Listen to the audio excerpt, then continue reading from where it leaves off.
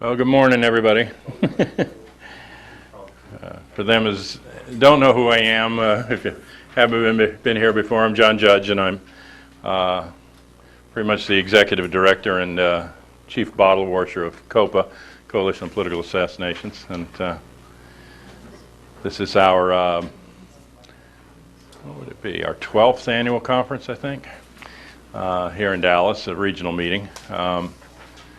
So we've got speakers this morning till noon, and then we'll come back at 2 and have more. The speakers this morning are focused on archiving of materials and what's being found in those archives and the newly released files. So it's a combination of both.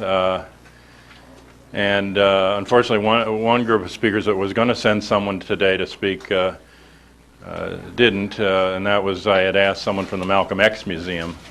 The Audubon is going to become a museum where Malcolm was shot to his life and death, and I was hoping one of their archivists could come, but no one ever got back to me. So, but we do have several speakers who are working on current archives to talk to us about what they're finding there.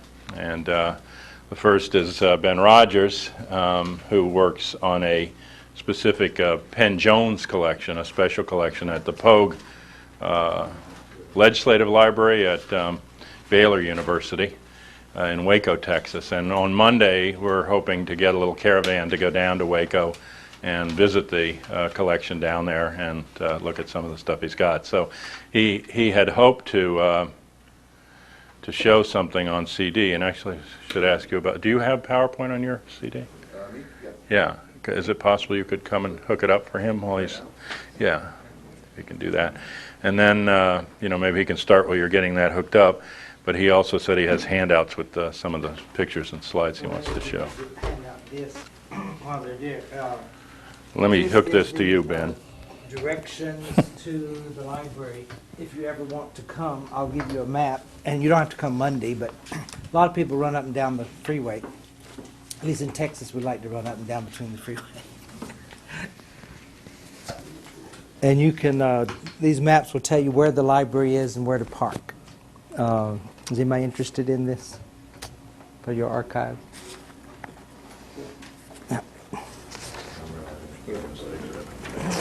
Thank you. We had about 6 members of COPA come last year after the meeting, and then another man from England came on Tuesday after that. So there was a good showing there. We're trying to progress beyond an archive just for Penn Jones papers and have a true Kennedy research archive or JFK research archive where people can come and study all aspects of the assassination or of his life. And I'll show you in the PowerPoint presentation if we get it set up. Oh, thank you so much. This year, will the people who go be treated to the same thing like last year? Will John Judge spontaneously belt out the French national anthem? You'll be the same torture chamber as last year. But you don't have to eat at Buzzard Billy's if you don't want to. We probably have doubled the material since last year. Last year we had the original Penn Jones papers that a friend of his, a book dealer in Fort Worth, had acquired some years ago. And this year we've obtained more materials from his sons. One is in Dallas, one is in Fort Worth. And they've pretty well given us everything out of the storage unit, hopefully except the bugs. And we've processed all of those materials. John, you have the screen? You brought a screen in last night. Oh, there's a screen. Okay, let's put it up now.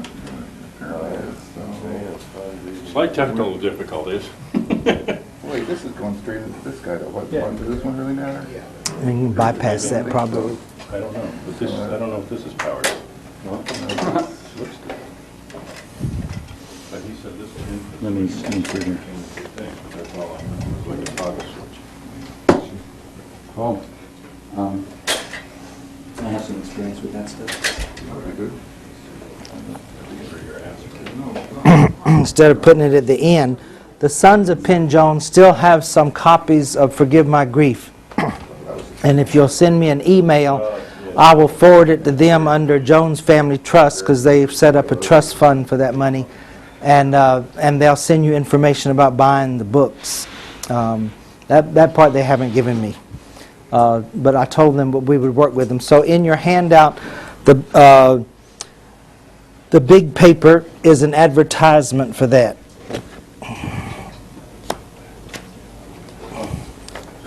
This is the advertisement for the Forgive My Grief books.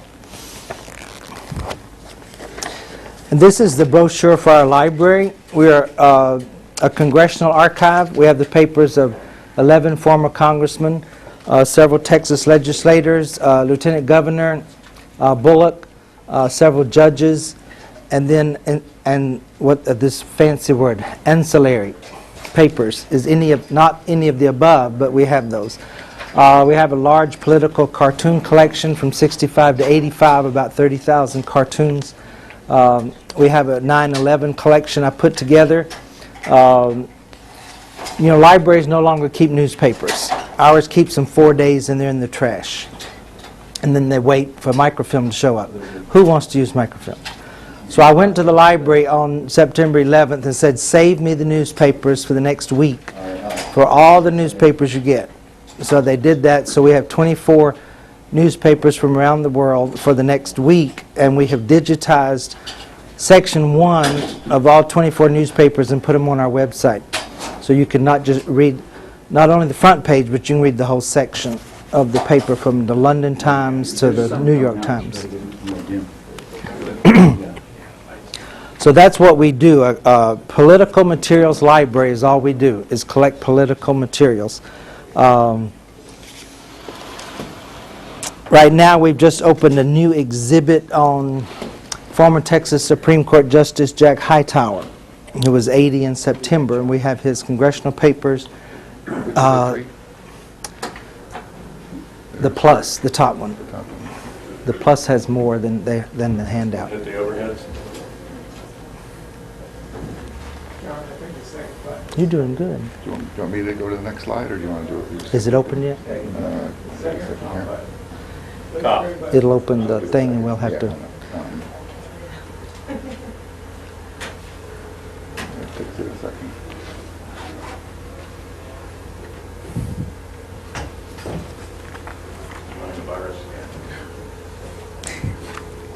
Can't be too careful.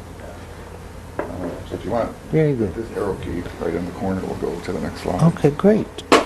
Great. We're in business.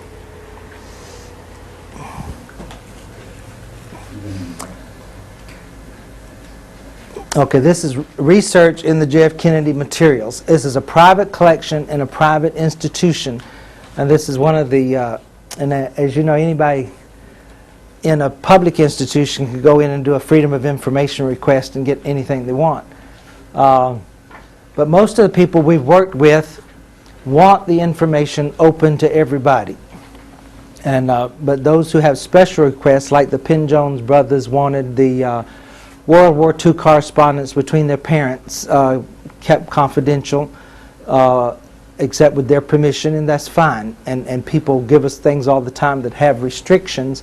Right now, the oral histories of Lieutenant Governor Bob Bullock are closed for 5 years, but those will be open eventually. Some things are closed until people die, and that's okay. But it's important that they be somewhere at the time. This is our web page for the Kennedy materials, and you see Penn Jones at the top, and there's a newspaper list, a book list, and we will we have a new book list we don't have up yet. We're updating the web pages,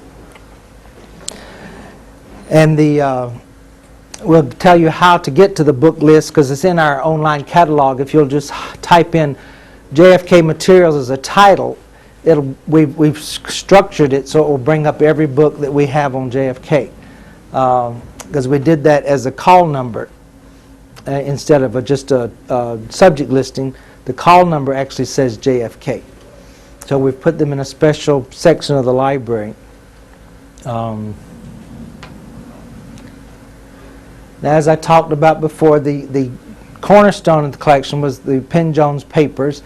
He was a Midlothian newspaper editor for 25 years and was in Dallas the day Kennedy was assassinated. And John Judge would know more of that story about how he got involved with the assassination research. But he owned the newspaper, and his theory was if you want freedom of the press, own the press. So he owned the press, and he could put anything he wanted in it, and he did. And his Midlothian did not appreciate this freedom of the press. But it's a good source of information. But every week, I guess, he had an editorial or something about Kennedy. And that's what led to the Forgive My Grief books and then the Continuing Inquiry magazine. We have the biographical information here, which we borrowed, lest I say stole, from Spartacus, so it may look familiar to you. And I think he said I could do that. And then you have these other magazines over here on the right, and these are articles about Penn Jones that we've scanned and put online. And so you can read those as well. Skeptic's Lot from Dallas, Life magazine, One Man's Obsession was in the Waco paper last year. And then I've given Spartacus credit down there. And then all the links that they've done will take you to other places also. There are 9 categories in the images and media. There are a number of cassettes. We've digitized quite a few of these. The films we have not digitized, but they're listed online. All the cassettes are listed online. All the magazines that Penn Jones had are listed online. Anything here there reflects the lists that are online. The actual items themselves may not be online, but at least we want to give researchers an idea of what's available. And they can send us email and say, I want on your website this, this, and this, and this, and we would copy it and send it to them. So you can click on any of these images and go to that section if you don't get dizzy watching it. The films and videos document the assassination. We are currently actually digitizing. I think we've done all of the videos from Penn Jones, and we're working on another collection on digitization. This is the first part of the film list, and this is what it will look like online when you go there. Maybe this is half of it. There shouldn't be anything you haven't that's not available somewhere else, but we're trying to bring it all together so it's in one place. Now on the magazines, if you go to this web page, you can click on any year, and then it'll bring up the magazine covers for that year. And it will give you the title of the article from that magazine. Now if you came to our library, we have already photocopied all the articles and put them in notebooks. So we would not have to bring a researcher the magazines because they would get their little dirty hands on them. We would just bring them the photocopies, and we can copy copies from the photocopies. And the photocopies are in sheet protectors, so we're not going to mess up the photocopies either. But then all the original magazines will be in archival free boxes in archive free envelopes if we do need them for verifying something or for display. So if you click on one of those, the list will come up like this. Now we did not make it so you can click on the image and get a big image, because Life and Look may come looking for us. So we just wanted to give you an idea of what that magazine looked like and the articles on the side that are in it. And these are there for every year. Now we've also done the same thing with the Continuing Inquiry. We've scanned the first page of each Continuing Inquiry, and you can link to the headline for that issue online and see what it looks like. And then you could contact us if you needed more of the magazine. And this is what you would get if you clicked on one of those images. Now we were missing quite a few issues, like 3 years of the Continuing Inquiry, but in the last year we've gotten everything but about 5 issues from another source. So we're doing pretty good on that. We don't have a lot of slides, but the slides we have, we've digitized and put on the website. And sometimes we've mislabeled things. So if you see we've mislabeled things, just let us know. We actually make mistakes. Now the photographs were whatever Penn Jones had. He had a packet of photographs, and we didn't know exactly who they were. Is this Gary Shaw with Penn Jones at the bottom? You might know. I think he told me that's who it was. This is a packet of photographs of people related to Penn Jones' story of the assassination. And if the name is in blue, that means someone sent us email and gave us their name, because we put it on. We didn't know who it was, but we figured if we put it on there, people would tell us who they are. So almost all of these have been identified now, and there are two pages, and this is not the whole page. Then there's a page of just photographs of Penn Jones. Now these you can click on and get the big picture, the bigger picture, and print it out if you need it. We'll be adding some more to that because we got some better ones recently. And then there's just a page of, this was a newspaper he published with these photographs on it, so we scanned those, and you can click on those and blow them up too. Now you know, somebody told me from time to time he printed Mary Farrell's cards in the continuing inquiry. Is that right? So we have about 300 cards, but they only deal with the letters A, B, C. In fact, I think they only go to C8. But we scanned them all and put them all on the internet by the name of the person on the card. Now I think the maryfarrell.org has all the cards online, but they've retyped them. Yeah, they're just in text format, but not. Yeah, we don't have that kind of time.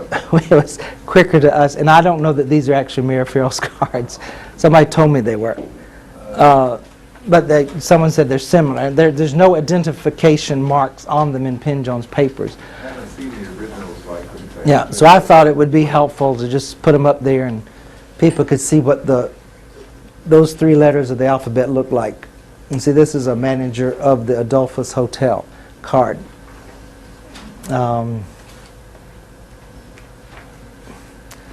So if you have any questions about the images and media, visit the website, and then you can contact us there with any request you have. And archive land, we have things to get around websites, and finding aids, and series statements, and content notes, and scope and content.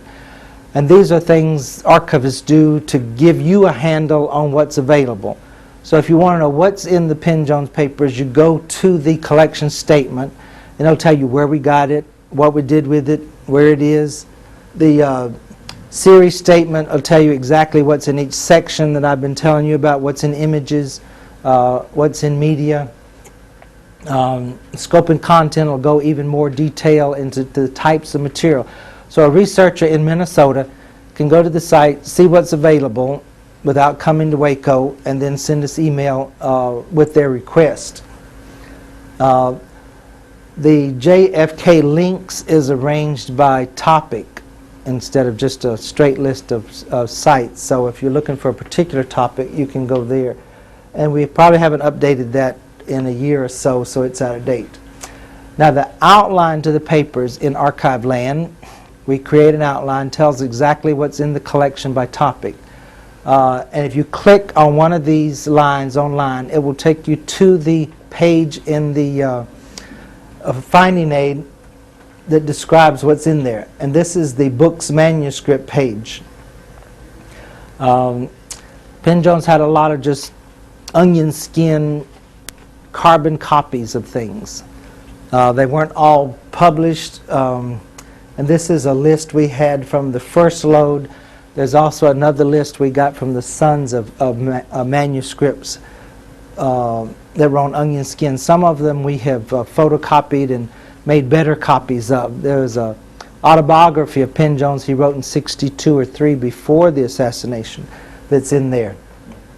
There's something called The Case Against Mr. Betty that he wrote that was never published, something to do with the Dallas police, I think. And there's a large manuscript on missing witnesses, about 200 and something pages, that we don't think he ever published. And then the second part of the outline is personal information about Penn Jones. And item 6 is called None of the Above. We can't see any connection to the assassination, but we put them in section 6. And subject files is our favorite thing because we can put anything in there. And that way if we had something about Ted Kennedy, we'd put it in the subject file under None of the Above. So we'll go back to the web page and we're going down, and you see there are papers of Jack White. Many of you may know he was involved for many years with photo analysis. So he has started letting us copy his materials. He lives in Fort Worth and I live in Fort Worth, so I can easily go see him every couple of weeks and pick up materials. We've copied lots of newsletters, and we're trying to get that list online. It'll have the first page of the newsletter there also, just like the Penn Jones page. We've copied 4 boxes of magazines, and of those 4 boxes, only 4 articles were duplicates of the Penn Jones magazines. He has about 100 videos, and we're copying those and digitizing those onto DVD slowly. Unfortunately, he has all this stored somewhere in boxes, and it's usually the bottom box that I need. We listed these originally in the order online that we picked them up. January, March, June, twice in June, July. We've also gone in August and October and haven't gotten those up yet. But we're redoing this so it's arranged by newsletters, magazines, notebooks, and types of material instead of by date. We'll find that easier to use. We're up to about video 35 now, and this list is already online. Tells you what is on the videotapes. Most of it is stuff off of television from special programs, but at least it brings it all together into one place. And our students are editing out the commercials and stuff from the videos before they burn them to DVD. Now this is a list of, I think, most of the newsletters we got from him. Probably none of them were complete. We'll be missing holes in them. Ralston's newsletter, I've only seen 1 copy of. Anybody ever seen copy 2? The Steam Shovel Press is not a newsletter, but it's I think an advertisement for books. But we stuck it there. Third and fourth decade, he had pretty much all of those. It seems to Elizabeth publication too. Is it? Okay. And I think I've only ever seen 1, but maybe there's 2. And then the continuing inquiry was already on there from the Penn Jones web page. So we're trying to get complete lists as possible of these. I think we have all of the cover-ups now, 1 through 28. Now, Jack White also photocopied tons of news clippings in the 80s and put them into subject notebooks. So there are 22 subjects, and then there are sub-subjects of those. All of those listed online. I only did the major subjects here on 1 through 11 so you could get some idea of the subjects, and they're in alphabetical order. There's 2 notebooks on just Harvey Oswald photographs and 1 notebook on the fake Harvey Oswald photographs. So those are all available. This is the other rest of the 22. And these are all put in new notebooks with new tabs, so they're easy to use. We've also put the Jack White links on our web page, the last 3 there, how the CIA framed Oswald, the photo research, and the research videos. Research videos are videos he made, 10 years ago or so. We digitized them. He sent them to a guy in Europe who put them on the web, so you can see those videos now. John Keelan in Colorado has also shared things with us, And these are tapes he actually got from the Marcus Archive at Hood College. Does that sound right? I know you want to know that, don't you? Help me out. Anybody know Marcus?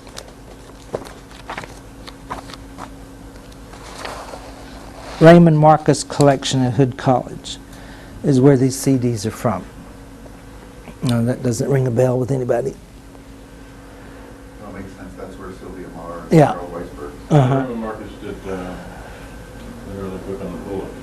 Okay. Yeah, the bastard bullet. Bastard bullet. Well, that's whose papers these came from, but they came through John Keelan in Colorado to us. So those are all on DVD. Now on DVD also, I think. And see, the ones at the bottom are the cassette tapes from the 60s. Now we've also started sharing.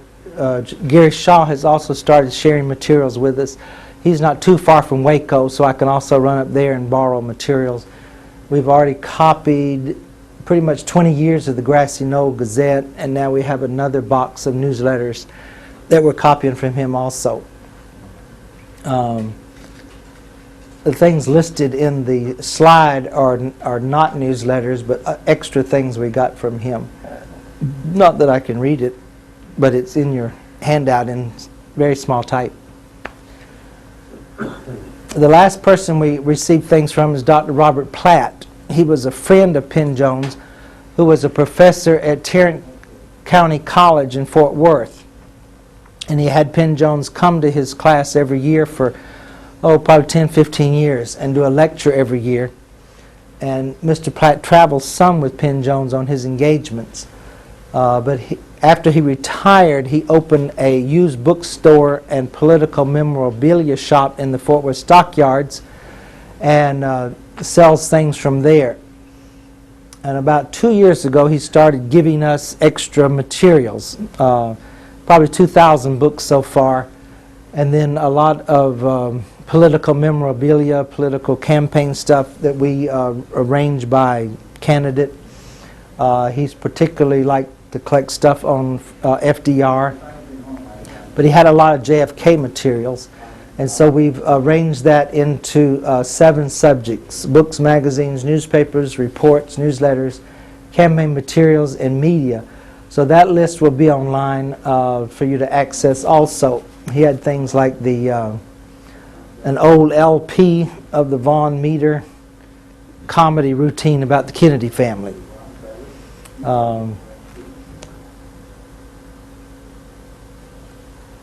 Here's a comic book about the Warren Report.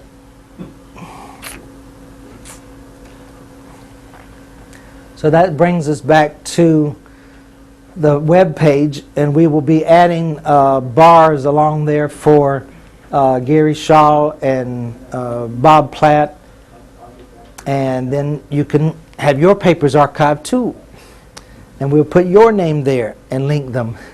So all the materials need to be archived somewhere eventually, or copies of them need to be archived somewhere. Waco is not the most central location in the world, but is 100 miles from the LBJ Library, 90 miles from the George Bush Library, and 100 miles from Dallas. So in some respects, it's a central location to other research facilities. And because of the internet, it doesn't matter as much where you are, but how accessible are your materials on the internet, and how accessible are you in responding to researcher requests. The last 2 weeks, we've had a lawyer come in and doing research on Lee Harvey Oswald for a group of school children. I think they're high school children, who as an assignment are doing a mock trial of Lee Harvey Oswald. So she's using our materials to do that type of research. 2013 is the 50th anniversary, so we're trying to have enough materials in place because there'll be a lot of interest then, and we need to have the information in place. And like I said before, it's a private collection in a private institution, and we treat everything just with archival processing, acid-free folders, acid-free boxes, acid-free top loaders, so everything is preserved for a long time, and then we digitize as much as we have time to do. And my phone numbers and emails is all in the handout I gave you. If you came in late and didn't get a handout, I have plenty of them. And the last thing is the advertisement, the commercial, for the books. And if you're interested in these, just send me an email with Jones Family Trust in the subject, and I will forward it to the sons. One lives in Dallas, one lives in Fort Worth. They've been very generous in depositing additional materials, including a nice set of materials from John Howard Griffin, who wrote the Black Like Me book. And Penn Jones and his wife were very good friends with John Howard Griffin. So the sons had a good bit of material related to him also. Are there any questions so far? Is his wife still in Waxahachie? No, she passed away 4 years ago. Oh, you mean Elaine? Yes, the second. Oh, the second wife. She is somewhere but not in Waxahachie. But I think somewhere near Waxahachie, in a town, I can't remember it. Small town. Right. He's because his picture, he must have been with his material. He was the investigative reporter. Mhm. Right? Well, he's a photo analysis. He's not a reporter. He was a professional photographer in Fort Worth. But there was a Jack White. He was an investigative reporter who used to do on News Chat. It was just the same name and it's just a coincidence. Yeah, he's about 80. Jack White's about 80 years old. I'm thinking of, yeah, he was the investigative That's a reporter. different guy. Mhm. But this was another guy who was... Yeah, actually, the pictures may be misleading. This one? Okay. If we could pass the mic to the questions, so I can Sure. with Excuse me. Oh, I'm sorry. It's a long Yeah, cord. just bring one. Very good, thanks. those. Is the setting up before there? When we need it, shall we? The oldest one down in the middle there, that's what he looks like. He's about 80 years old. His photographic collection is at UT Arlington. He did a lot of pictures on early Fort Worth. It was his specialty, and they're all online, I think. He's very active on the Johnson Beautiful. Yeah, and he's into 9/11 photo analysis right now. Spends all his time on that. So, but he still has all the Kennedy materials that he's willing to let us copy, and we're glad to do that. He's also on the Rich Taylor Road to the Gorham Mill Act too, JFK Assassination. I think he sits on the computer all day. So I'm hoping he gets a new computer for Christmas. It's a rather old Mac. And then we hope to work with him on transferring copies of all his photographs. I've already taken him a hard drive to transfer them to. Yes, sir. Do you have any idea who put Penn Jones onto the connection between Jack Ruby and Lee Harvey Oswald? No, do you? I mean, I guess I'm more of an archivist than a... Yeah. I think that's probably the first is that Canada circle, but I don't know specifically, like we were saying, we put him onto that. If you're not near a mic, we're not going to pick it up because of that. Oh, yeah, understood. You know, he knew a number of the press reporters here, and he was at the event, the luncheon, waiting for Kennedy to come. And then when they heard that Kennedy had been shot or the incident, a bunch of them went out and got in a car and came down to Dealey Plaza. But he probably would have known Seth Cantor or people that knew Ruby. But you know, and his early work shows that he was aware of the people that were, you know, around Ruby and that knew the Tippett and Ruby and Oswald link. But I don't know specifically who came to him. Now, the Sons did give me a Peter has something to say. thing labeled Jack Ruby slipper, so it's supposed to be his house slipper. Is it ruby red? It looks like prison white. I think Penn Jones was from the same area that Tippett was from growing up. I think Tippett was from around Clarksville, and I think Penn Jones was from Yeah. around Clarksville. Yeah, Anson. I was just curious if he had known Tippett beforehand. I would think he was much older than Tippett, wasn't he? Jones was born in 1918, around 1918. 2014, thank you. We have a history of the Jones family that was in the county history for that county, and it's about 4, 5, 6 pages. Because we didn't get it on mine. He was born in 1914.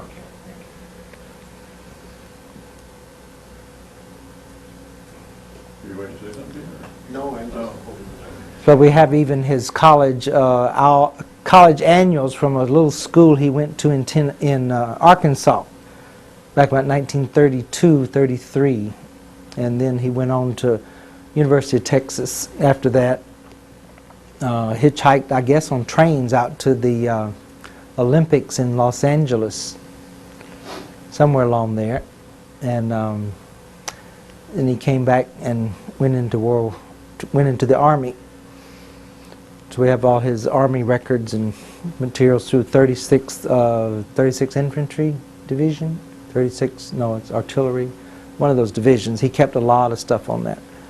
A lot of photographs he took up through Northern Africa, through Italy, through France, through Germany. And so we've little pictures. Any other questions in? Yes, sir. I have one. I just noticed as the screen was going by, there was one picture of the newspaper article about when they exhumed Oswald's body, and they looked, and the headline from the newspaper said that it had been determined that it was in fact Oswald's body, and then but I remembered seeing that I think it was the guy who did the autopsy said that the head had been severed from the body. And I'm wondering if there was any DNA taken during the autopsy and whether anybody has any clue whether that's around it. I mean, I'd be interested. They didn't have a way in those days, I don't think, of checking whether the head in fact matched the body, but they did. The guy was very surprised and had no explanation for the fact that the head had been severed from the body. You're talking about the mortician, I think, Paul Grauer. I'm not sure. Yeah, I think it was on the men who killed Kennedy. And the mortician, Paul Grauer, said that I think he knew that Oswald had not, the actual Oswald he buried, had a craniotomy. Oh, yeah. But when the body was exhumed, there was a head lying in the coffin with the rest of the body that did not appear to have had a craniotomy. So he wondered if the head was the same head that he saw buried in 63. I'm passing the mic, but I do want to know, why would you do a craniotomy on someone who suffered an abdominal wound? Preserve the brain.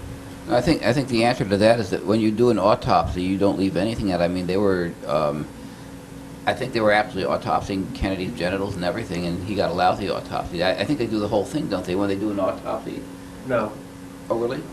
I've seen a number of autopsies, and they essentially, they're looking for something, and when they find it, something that obviously was a approximate cause of death, they usually, that's the end of it. Unless they just can't find any cause of death, then they might do the whole body, but not normally. I know, I just want to mention something. Actually, I want to mention something about an autopsy. I was telling someone my husband was killed in a car accident, and actually when they did the autopsy, I got a copy of the autopsy report, they covered the whole body, literally. Because they were trying to determine the cause, you know, whether he had had a heart attack. Suspicion was he had a heart attack, but they did the whole body. I'm not a doctor, but I think opening up the head is unusual from my understanding. Unless you're looking for something. And I did bring one show and tell. Penn Jones has these teletype pages from AP and UPI on the day. I have a mic somewhere. Do I have a mic? Right. I don't hear myself. Can you hear me? It's a recording mic. Recording mic. But we have, this is called encapsulation. We have not laminated it. It is just encased in inert plastic, polyurethane, polyester. And we can take it out if we need to.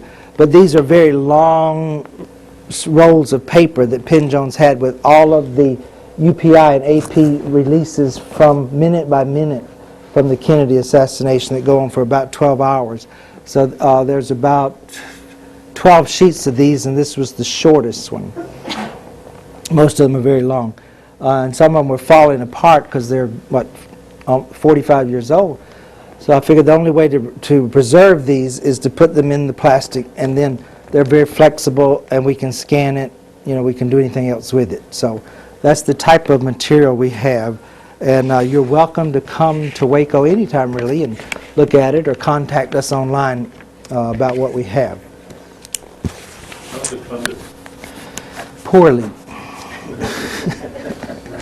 We do everything out of our supply budget, and we have all these other collections I told you about that we're working on. So we just do the best we can, and I only have student help to work with this. So I have a student working on Gary Shaw, and a student working on Jack White, and 2 students working on Penn Jones, and student working on Robert Platt, and then I have students working on Judge Hightower's papers, and I've been doing the exhibit and building a new rare book room this year. So everybody works on doing this, so at least our labor costs aren't high. But the acid-free boxes and materials and plastic and all that are expensive, but we just fund it out of our supply budget and do what we can. I have 2 students now working on digital projects. We have a G5 Mac that will copy the tape and digitize the tape at the same time. So then a student just has to go in and edit out the commercials or anything else we don't want, and then leave it running that night for the DVD. It's just a long-term process. I'm going to say the question was, how was it funded? Just so that it gets Oh, how is it funded, indeed? So we're hoping a boat comes in somewhere. Pretty far inland for that. Dallas is hoping for an inland port. Oh, that's trains, isn't it? I have a question. Yes, Is sir. there any talk between archives to have inter-archival access so that a gateway to one archive could conceivably go to another? Yes, there's a new program called Encoded Archival Description, which piggybacks off of XML formatting, and we have archivists around the world are trying to get into this. It's been around maybe almost 10 years in the infant stage, but it's very labor intensive, and a lot of it's done offshore where labor doesn't cost so much. But we haven't been able to do much of that because you have to have a good finding aid first before you can convert it to EAD. We did have a smart student who created a program for us in Access that we can actually fill in the blanks in Access. Click a button, it automatically converts it to the EAD format. And click on another button, it will automatically convert that to a web page or a Word document. Research Libraries Group has a lot of encoded archival descriptions online, and it will search across multiple archives. Online Archive of California has millions of archival materials, but you have to go to their page, and it will search across multiple institutions at the same time. So So we're working toward that. Texas also has a program called TARO, T-A-R-O, Texas Archival Resources Online. And the big schools in Texas had got funding from somewhere to convert a lot of materials to EAD and dump these into a computer server, and you can go there and type in something and it will search across multiple institutions. Our hope right now is by putting our things online, Google will bring them up. The problem with Google, it brings up 1 million of them. So if you put in something, put the word Baylor after it, and then it will only go to Baylor and search for things. Now we do have a search engine on the Baylor website, but you have to know to go to Baylor, and who would know that? So our long-term goal would be, like you say, have it in a database for everybody. Yes, sir. I have a simpler potential start of a solution for an enterprising person, and I'm not volunteering for this, which is that Google now makes available their search engine in a variety of forms. And something that's new is the ability to create a website, which could have nothing on it, literally, and then index selected sites and create a search engine on that one page, which will search just the sites that you put into it. And so someone could very easily at least create a Google page, which just takes the 30 or 40 websites that you want. I mean, using Google overall, the whole internet is not such a bad idea either, but if you do want to filter things out, that'd be one mechanism for doing it. If anybody gets a website up for John, we'll have links to everything that we feel strongly about there, but we don't have that, so. Hopefully you will soon. Do I need to turn this off, or is somebody using it next? Or you have a question? Yes, it's probably not relevant just yet, but at some point in the future, would your school be interested in like the collected papers of Lawrence Teeter, Sirhan's attorney? We're still using them right now, but at some point down the road, I mean, there are a lot of other papers regarding his environmental work, because he did a tremendous amount of environmental litigation, but there's a significant number of files and legal documents that he prepared over the years in Sirhan's case, including stuff to save the Ambassador Hotel. Is that a type of collection that you would want? Anything related to the political process as a whole. And Penn Jones did collect RFK materials.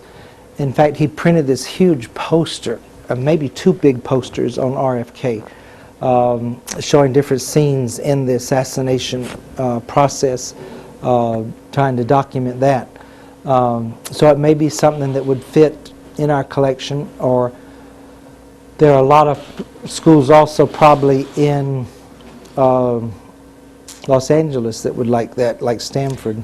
And not necessarily. I've actually talked to a couple of law schools, so Oh, is that but right? I'd want them to go to some place Well, law schools specifically don't to- generally have archives, is the problem. Okay. So you think it would be better to put it in Los Angeles than your school is more But focused? that might be if you find the right archive. Yeah. And you need an archive that's going to make it accessible, not hide it away in boxes. Yeah. Okay, all right, thank you. Because we have the same problem with congressional archives. People have put their congressional papers in a library somewhere who really can't make them accessible. Yes, sir. Is that it? Okay. If you came in late and didn't get the handout, we have the whole slideshow and free pins. You get a free pin.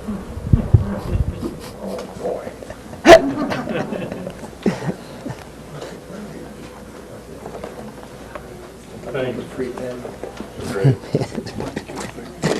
People are going to still be here on Monday, are welcome to come in our little caravan. I don't know if I'm going to sing the French national anthem or not. You might have learned a new song by then. That's true. I'm inspired to something else. We'll go out to Baylor and take a look at this. Ben's been gracious enough to host us last year and this year again. It's a fascinating collection. There's a great picture of Penn laughing. He had a tremendous sense of humor. I don't know if any of you got to hear any of his lectures ever, but it was probably one of the funniest lectures on the assassination. And The torch is passed. yeah, I remember used to say, we've been in the death grip of the military-industrial complex since November 22nd, 1963. Now let's all pray I'm wrong. Is that part of, is any of that audio and or video part of what's being digitized? If we had it, I think we digitized it. I put online, I'm trying to think what's online. I know that John Judge's speech when Penn Jones got the award in '95 is online. And I've forgotten, it's been over a year since we did that, but I know that video we not only digitized, but we put that online. But the list of everything that's digitized is online. We'll have to get us a code there to let you know if there's a digital format, because if there is a digital format and you need it, then we can burn you a DVD for $100 or so and send it to you, and then we'll have funding. Yeah, were you asking whether some of his lectures were up at the site? Is that what you were trying to get at, I think? I don't know if there are lectures. There are a lot of radio interviews, some things from California. Mr. Platt, I don't think, recorded the lectures from the community college back then, so we don't have those. But everything is listed, and if something has not been digitized and somebody wants it, then we can digital on demand for another 100 and send that to you. Is it possible to get a copy of Von Meter's recording?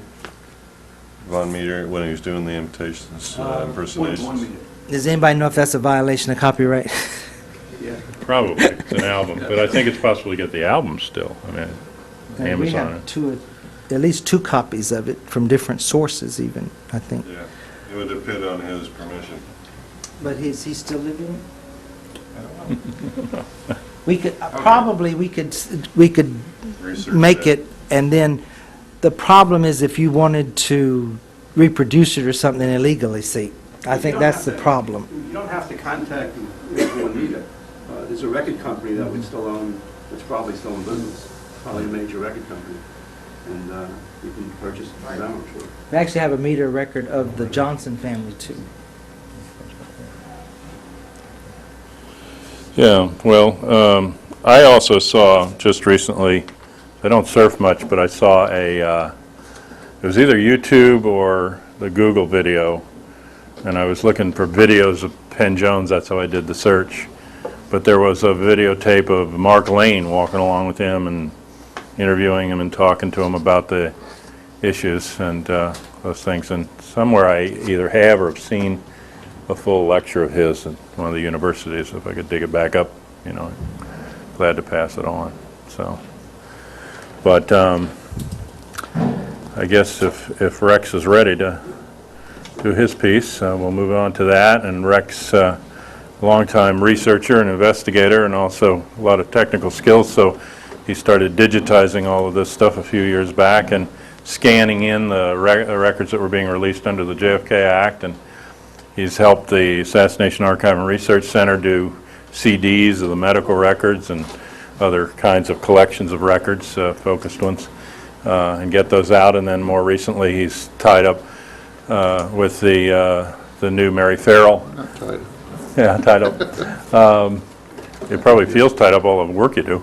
But he's been working with the Mary Farrell collection and a website that has, and I'm sure he'll talk about it, a lot of links to archive materials, and then hopefully he'll tell us some things that he's finding there in all those papers he's scanning.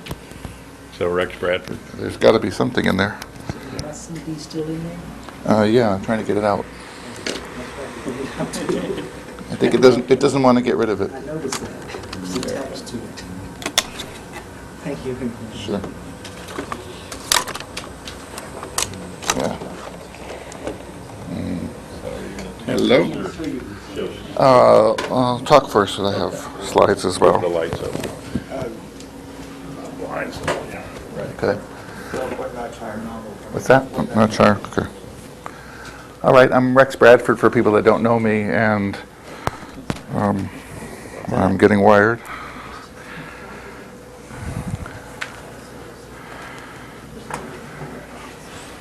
Wow. Sorry. Is this going to be on CBS tonight? Yes. Good. And my particular focus has been on using the computer skills I have to get the vast documentary record, particularly stuff that came out from the JFK Records Act online. And been working on that since about '99, I think. And that's been a fun project. Like John said, for the last year or so, been working with the Mary Farrell Foundation, which is a small nonprofit, taking what I had gotten started in a website called History Matters, if people know about that, and sort of taking it up to the next level so that the documents are searchable and there's a much greater quantity at this point. In my other hat, I'm the vice president of the Assassination Archives and Research Center, of which Jim Lazar is the president. Many people know him. And so that works out nicely in this venture because we're currently in the project of taking virtually the entire CIA collection of files and putting them online. And we're probably about the 30 or 40% point at this point. And in fact, what I want to spend a little bit of time is going through some of the interesting stuff I ran across while taking out staples. This is backbreaking work. If anybody really wants to volunteer, speak to me later. I spent, sorry to report, probably a couple hours a night for the last 6 months taking staples out of 160 boxes of CIA records, but they're on their way online. In general, I think for people that know about the Mary Farrell site, there's been some confusion, I think, because of lack of communication on my part about exactly how it works. And so I wanted to explain for people that are interested that the material, all the material is available for browsing there. We are trying to find some ways of generating a little bit of revenue, and without a whole lot of success so far. We've written a few grants that haven't been picked up on. But what we've done as an attempt to try to make that work is that we do take memberships for $40 a year, and what that affords people is the search engine. The documents are still, there's a nice browsing engine for people that don't want to cough up the money, and you can email links to any single item on the site to someone else. And I think on the Simkin forum, actually, there's a fair amount of people that are starting to use it, which is real nice. But without further ado, what I'd like to do is spend a little bit of time doing, I'll stand up again, a walkthrough of some of the stuff I've run across in the last 6 months. Most of these documents have been around since the late 90s, so I'm sorry to say this is not necessarily groundbreaking research, but some of them I think are probably unknown. Where am I here?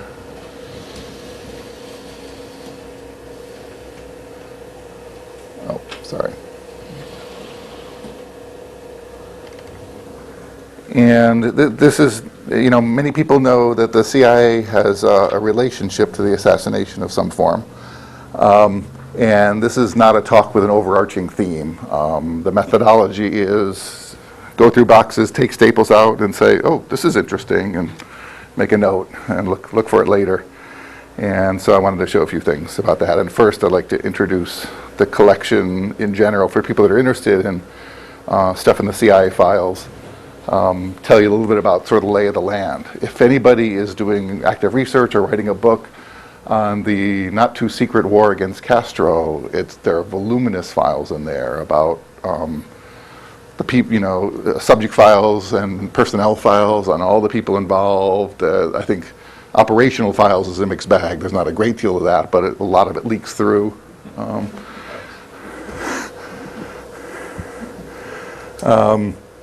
This is, oh, I think I just lost one of the microphones. Sorry.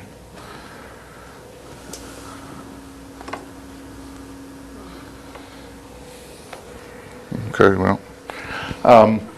Most of it is there because of the House Committee. You know, the House Committee did a great deal of investigation around or of the CIA, depending on who you ask.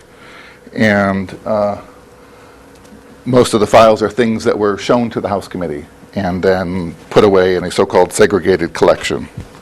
And those are further divided. They're not organized like FBI files or something in quite an organized way. A lot of it is just sort of what happened to be being produced for the HSCA over time.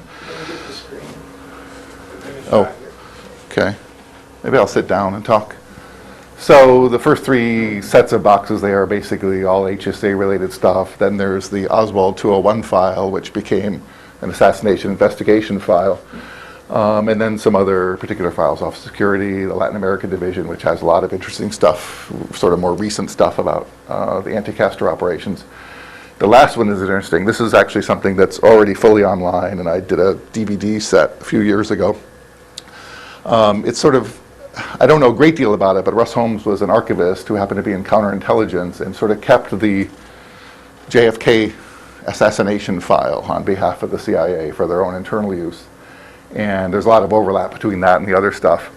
I think it was Malcolm Blunt maybe that alerted me that Russ Holmes had applied to work at the review board in the 90s, and I think his application fails to cover his CIA employment. He wasn't hired. So this is the status we're at. The AARC collection, for people that are interested, Mark Allen filed a lawsuit in 1981 to get records from both the CIA and FBI of what they had shown to the House Committee. And that went on for 17 years. And finally, when all those files were being delivered to the National Archives anyway, both agencies settled. And Mark Allen deposited the records in with the AARC. And that's where the paper's coming from. And I've done a little bit of analysis to try to see how closely this matches what's in the National Archives. And you know, I can't do a document by document thing, but in terms of the collections, it's at the high 98, 99% level. There's a few areas where I think things got updated after the ARC received them, but it's pretty close. And then in 2003, there was a series of further unredactions that are only at the National Archives. That's the item there on the bottom. Oh, and I have a laser pointer. They can be scanned. They can be. Those 8,000 documents themselves were interfiled. So what you have to do, and what I intend to do in my spare time, is go to the archives and get a hold of the 8,000 RIF pages, which they have in a box. And then you have to go out and find them. So it's a little bit of a time-consuming process. The Lopez report was among them, and I already got an updated copy of it, which actually we are selling in book form. The Mary Farrell Foundation, there's a new venture that I'm very proud to be part of, which is Hood College has the rights to Harold Weisberg's and Sylvia Maher's books, and we made an agreement with them to republish those books and share the minimal profits from them. And so we're making those available, currently just whitewash and accessories after the fact, but we'll be doing all of Harold's books. And then separately, a pet project of mine is to start making some of the impossible to find reports available in printed form. I have them all online, so nobody has to buy them, but books are convenient. So the Lopez report is now available, and I intend to do all of the House Committee reports, and probably more Church Committee as well. The topics of the documents I mentioned, anti-Castro operations is a big part of it. The Mexico City mysterious trip is a big part of it. There's a lot of liaison with the various agencies, particularly the HSCA. There's 30,000 pages of notes on CIA-related topics taken by House Committee staffers, which were kept at CIA in their safes, and that's part of it. And defectors, there's a lot of material. It's a pretty rich collection. And the names that you'll hear are familiar to many people. I won't go into any detail here. So let me show off a few of the documents. I think I have way too many slides here, so we'll just skip around a bit. But a few that are interesting. This is something that some people may have seen before, but I ran across it recently and hadn't seen it and found it fascinating. This is read to the President on the 3 days after the assassination, I believe by McGeorge Bundy, although it doesn't say on the document. And there's a few names of Lee Harvey Oswald and some basic information on him. It's about a 3 or 4 page document, and it has some interesting things in it. It talks about the Mexico City trip in some detail and mentions him being in contact on the 26th of November and the 3rd of October, which are both incorrect dates by our current understanding from the records of what happened. And 26 October is repeated in other places in documents that are not sort of outside the official set of cables. And I like to collect these anomalies about early reporting on that trip that don't match what we later got as received wisdom from the cables and so forth. The White House still thinks it's a Mauser 3 days later. And then there's a lot of discussion points about what went on in Mexico. Was Fidel Castro behind the assassination, based on some of the stuff that came from the tap phone calls? Were the Cubans housing him in Mexico City? And were the Soviets possibly involved? And in 3 or 4 pages, what seemed to me like the most explosive piece of information coming from the tap telephone calls and Oswald contact with a KGB assassination expert is never mentioned. On paper, anyway. There's a lot of detail on topics, some of which are already familiar and some of which may be new to people. Alvarado, most people may be aware that this is the guy who walked into the U.S. Embassy on November 25th, or contacted them on that day with a story that he had been, back in September, he had seen Oswald take $6,500 to kill Kennedy in the Cuban embassy. And some of the new information in the files is just simply things like a number of these kind of reports from early '63 showing that information based on Alvarado, who was indeed a penetration agent working in the Somoza government, information was being passed around. He was an infiltrator of the FLN in Nicaragua, and some of this information even made it to the ambassador level in a couple of countries. And with his name attached in one case, at least.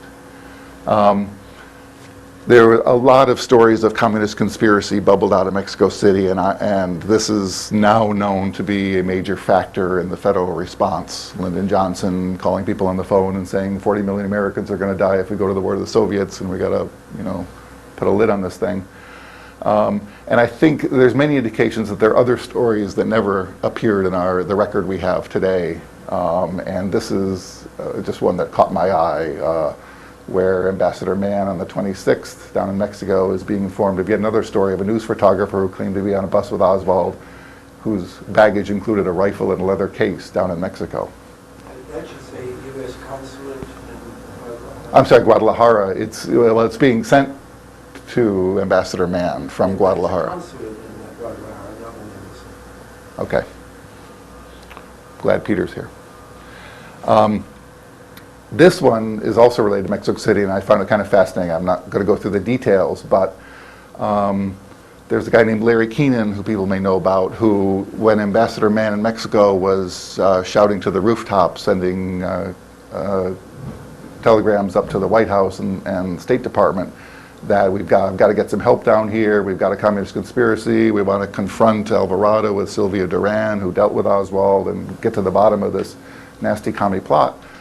A curious thing happened. Larry Keenan was sent down from FBI headquarters with a sort of a mixed message to obtain the desired results, as it was described, which was clearly to shut Ambassador Mann up. But also, he believed he was going to go down and actually interview Alvarado and Duran and do some kind of investigation. And almost the moment he arrived, Sylvia Duran was rearrested by the Mexicans and whisked out from under his thumb.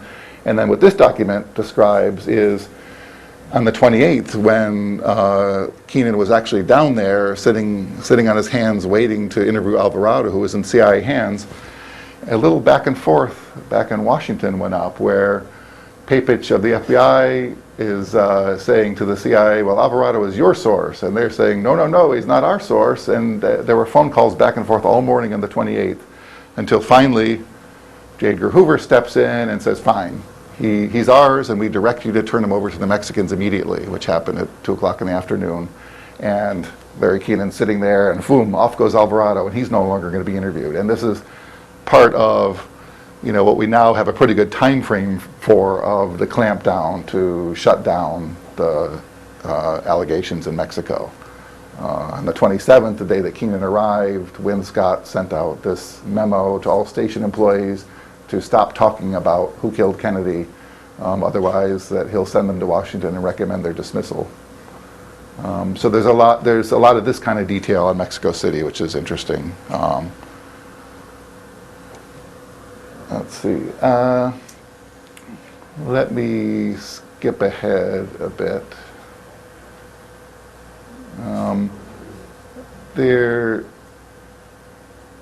there's a lot of, you get a little bit of a flavor. I don't want to defend the House Committee's work because I think there's many problems with it, but I think it's certainly a mixed bag. And one of the things you get a flavor for with all this liaison work is how much bitterness was being created between the two agencies. In a meeting between Blakey and Scott Breckenridge of CIA, the message from CIA is that your inquiry is broadening unreasonably. You're only down here to talk about a 5-day visit of Oswald and what follows, to which Blakey replies that he's indeed investigating CIA, and I said he's not. And the subject of bringing up the Director of Central Intelligence for criminal prosecution was raised, and there's a lot of this sort of stuff in the files. Again, on Mexico City, there's a little more corroboration for things that are sort of already known. I don't think they're set in stone, certainly, but this idea of 2 human informants in the Cuban embassy in Mexico City, telephone tap operation, obviously, but also some corroboration for microphones having been planted in there, and we've seen nothing of the take from microphones.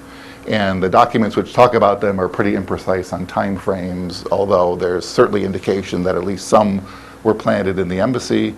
Whether there was any in the consulate, which is where most of the action took place, is unknown. Yeah. Are we in a hurry?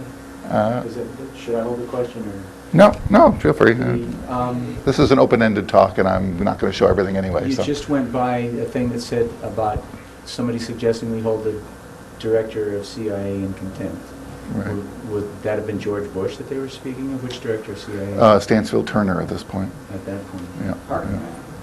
What's that? He was Carter command, though. Yeah. Turner, there's a lot of letters between Turner and Chairman Stokes, which are fairly heated. Basically, the committee was fairly convinced that photographs of the actual Lee Harvey Oswald had been obtained and that they were being withheld. Some of this came from Win Scott's manuscript in which he discussed this, but there was more than that. Whether they're right or not is an open question. They also had a couple of CIA officers tell them that they saw those photographs. A guy named Joseph Piccolo was one of them. And they were extremely concerned about that in particular. There was also issues that they had thought they had been promised access to agents down in Mexico, and the CIA worked vigorously to keep them from interviewing most of them. For instance, there was a guy named Manuel Carvillo who it looked like had escorted a woman named Elena Guerrero de Paz to a hotel. It's a complicated story, and there's questions about exactly when she was telling her story, but it was one of these stories of communist conspiracy involving people in the Cuban embassy. And they wanted to interview Carvillo. They got from CIA files his address. They went there, and they were told by the manager of the apartment building that the guy had never lived there, and they had all the possible alias names as well. And the committee ended up believing that the U.S., the way they described it actually in the Lopez report was that some agency of U.S. government had prevailed upon the Mexican government to prevent us from interviewing this person. That was their belief. And so there was a lot of this kind of stuff where they were trying to vigorously investigate Mexico City and feeling like they're getting blocked and getting bad information. Can I make 2 small comments? Sure. One is, I believe, you can check with Larry Keenan, but I believe that Larry Keenan was aware of Guerrero de Paz when he was down there a week after the assassination.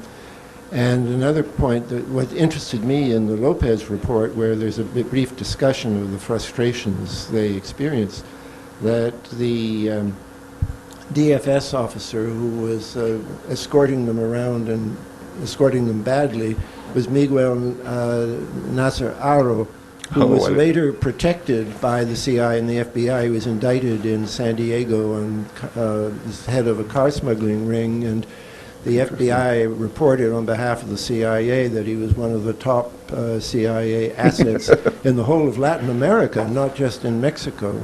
So I think that's one of the reasons why I think that Guerrero de Paz story is extremely sensitive. And of course, apparently Win Scott believed it, as we know from a document 5 years later. This is just one of the several documents that talks about hidden microphones. Again, when you get, in some cases, there's a lengthy Mexico City station history, which is fascinating, although it's about 3/4 blacked out.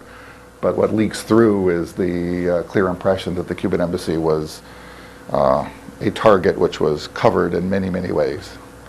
If you want to do your own telephone tapping, the CIA is happy to provide diagrams. Let's see.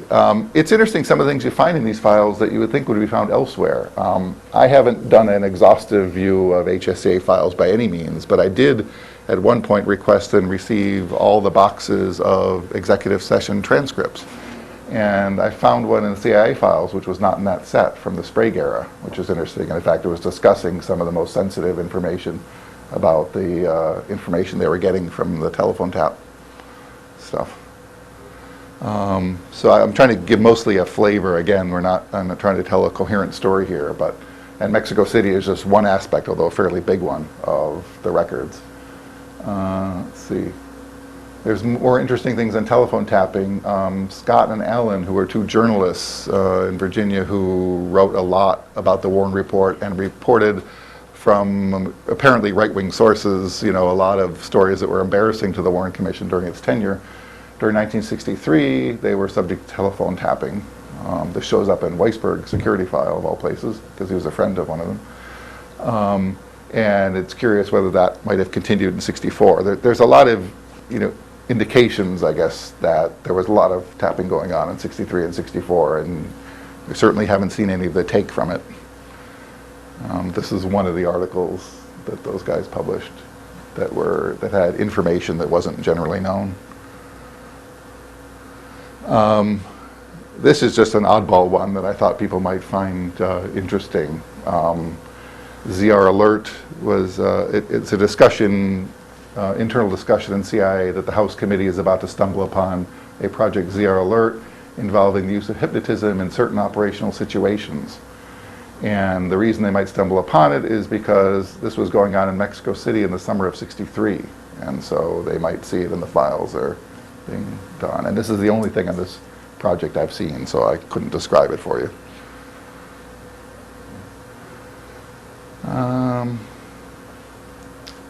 All right, let me skip on a bit. There's a lot, this is some papers on June Cobb Sharp, who was an informant to the CIA. There's a lot of information about informants, assets, people that had some kind of relationship. There's more what I think are new documents, at least compared to John Newman's book on Priscilla Johnson, who was a reporter, one of the two that interviewed Oswald in Moscow, and some of the projects that are liaison projects with journalists over there that they're involved in. There's a lot on a variety of defectors for people that find that stuff interesting, and I just picked a couple at random. This is Bruce Davis, was a guy who defected from the Army, generally similar time frame from Oswald's, and he was interviewed extensively by the Defense Department on his return and gave them all kinds of information about the city of Kiev and what was going on there, including maps. Much more professional than what Lee Oswald created. I don't know if people have seen this. This is Commission Exhibit 92, sitting right there in the Warren volumes, and it's a sort of, badly typed, badly spelled history of my life in Minsk, which has pages in it which are amazing for their detail about how many radios were produced in my plant, and what building was next to it, and what building was next to that, and what they did there, and so forth. Let's see, let me skip ahead. Nosenko, you can read thousands of pages about the internal write-ups that Nosenko was a plant, or no, he wasn't a plant, or yes, he was, or no, he wasn't, including polygraphs and so forth. This one I found interesting. I'm only aware of one case of a sort of partial admission, or I guess an admission by CIA, that any of these defectors were actually agents of the US government. I think there's a story in the mid-70s when CBS had run across information that Oswald was one such, and were convinced that it was somebody else, and this became known publicly. This is one document I ran across, a report about a meeting with HSCA staffers in which they, I forget who wrote this and I don't have it down here, but about someone who had run an agent, a CIA officer who had run an agent in the USSR, and that man had met a Russian girl and married her, and describes it a little bit. And so they told HSCA staffers about one such case, and in the HSCA defector study there's no mention of any of this stuff. it's not Oswald they're talking about by general context, even though it certainly matches him. And in fact, my guess, although it's only a guess just from the limited information there is, that it's possibly this guy, who is written up in the House Committee Defector Report. That's where this comes from. Did Nosinko ever offer an opinion of Angleton? I don't know. I mean, in later years or something? Well, I had seen Nosinko appear publicly over in Clear Lake at a college I attended, and he was quite liberal in expressing his opinions. And I know that Angleton expressed many opinions about Nosinko. Angleton, yeah, was certainly a true believer that Nosinko was part of a Russian plot, against them, but I hadn't heard about Nosinko's take on Angleton. I've never found it. I was just wondering if you'd heard of it. If people have read Lamar Waldron's book, Ultimate Sacrifice, there's this purported Kennedy coup plan. The paperback edition now names the coup leader, Juan Almeida, who's still at the Cuban government. And the book touts that AmWorld, Project AmWorld, which is something of which documents were released fairly late in the review board's life, was the CIA's portion of this plan. And I don't even want to get into a real discussion of all of the truth or untruth of that. But the Project AmWorld documents, many of them are in fact available on the Mary Farrell site, and you can read them for yourselves. And on their face, what they are is the project to move Manuel Artime to Nicaragua and set him up to not be doing sabotage from onshore the U.S., but to be creating a force against Cuba from offshore. And there's a fair amount of detail. There are not operational files per se, I think, but there's certainly a lot of memos and information back and forth. And if you are on the Mary Farrell site and just do a search for AmWorld, you can find them. Let me skip over this stuff.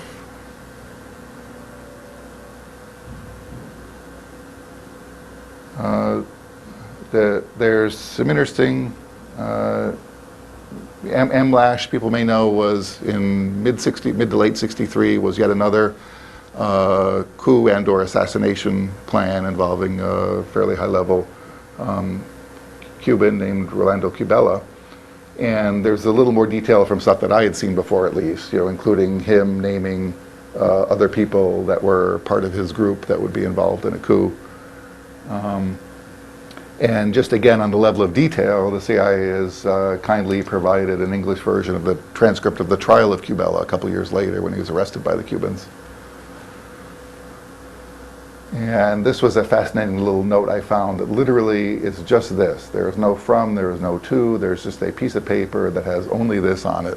And if people know the story, Desmond Fitzgerald, who was chief of the Special Affairs staff, because Cubella wanted Robert Kennedy's personal assurance that he was behind this overthrow of Castro, he requested a meeting with Robert Kennedy, and instead Desmond Fitzgerald went and represented himself as the personal emissary of Bobby Kennedy. I think people are on both sides of this. Certainly Richard Helms told the Church Committee that Bobby Kennedy was never informed. We just did this on our own. Other people take the view that Fitzgerald was a social friend of the Kennedys, and this was probably, a backroom operation that they met and discussed it. This little piece of paper just says that the above contact in Paris, which is Fitzgerald's meeting representing himself as Robert Kennedy's emissary, if that doesn't produce the necessary results, then based on a new assessment, we'll think about bringing Cubella to the U.S. by military aircraft with first-class treatment and accommodations and a meeting with another high government official. And so this is the maddening part of the CIA files, is you get a lot of interesting information and leads, and some of it doesn't go anywhere. Let me see. Oh, this is one of my favorites. More of the bitterness between the committee and the CIA in discussions about whether the CIA withheld relevant information from the Warren Commission. Scott Breckenridge says, well, if we had reports on why the monkeys lost their tails in Zamboango, it would not be provided, as it had nothing to do with the Kennedy assassination, though House Committee investigators might think it did. CIA officers are nothing but erudite. I actually searched for Zamboanga and found that this is in fact an old folk song about monkeys losing their tails in Zamboanga, so he didn't make it up out of thin air. John Whitten, aka Celso, takes a beating in CIA internal memos. They're not very happy with him. Who's the they there? Is that That Scott Breckenridge is writing that.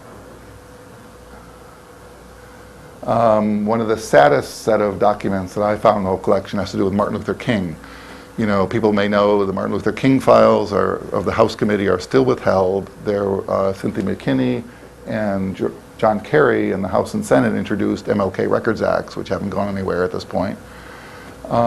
Some of the stuff leaks through. There was a guy named Jay Kennedy who provided information on Martin Luther King, and so those files, because they had the word Kennedy in them. If you call it Well, yeah. He's under the control of people. Yes, yeah.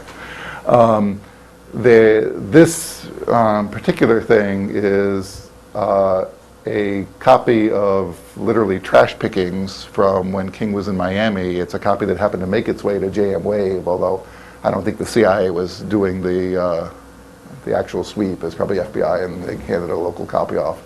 Do you know who Anne Frisk is? I do not. Well, obviously,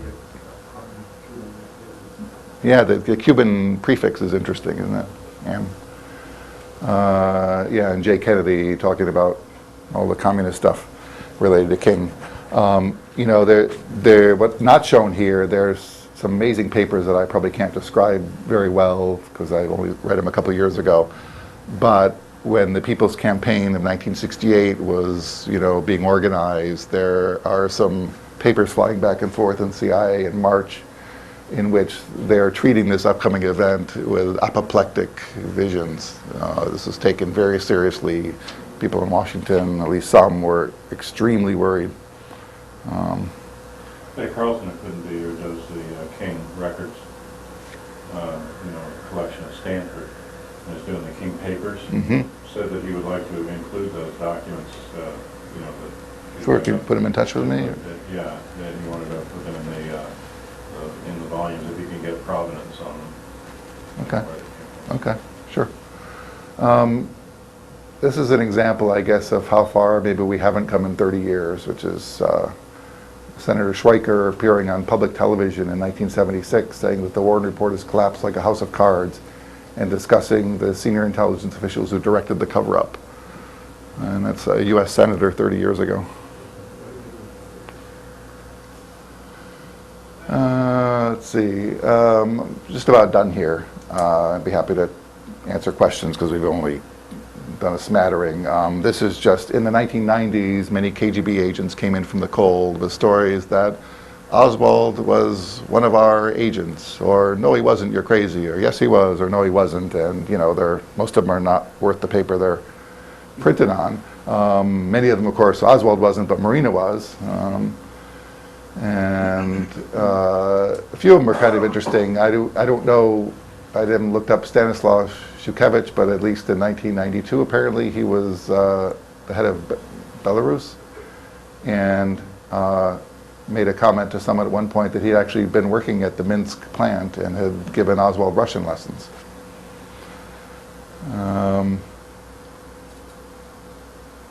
And okay, the last one is my favorite. In 1996, an unnamed U.S. ambassador received a postcard from Minnesota which said, "The CIA assassinated President Kennedy on orders from the military-industrial complex headquartered in New York City. David Rockefeller is chairman of this group. Write him at Chase Manhattan Bank, 1 Chase Plaza, New York City, 1005, and have a nice day." And my favorite part about this is, although this is priceless in and of itself, the date has been partially redacted. Is this 1896? Is it 2096? I commented on that. It's You a did. day and a month and a year, and we're There's- suppressing the day and the There's month. no. And it's 1996. Is there room for that? Are you saying this is retyped and I it's? think it was another document, but anyway, that's what I would anticipate. And why does that matter? Because they want to, make it untraceable. I Make see. it untraceable, you can't have the exact date. That's very standard. Okay. All right. Well, I retract my my second joke. I ain't got one of those listeners.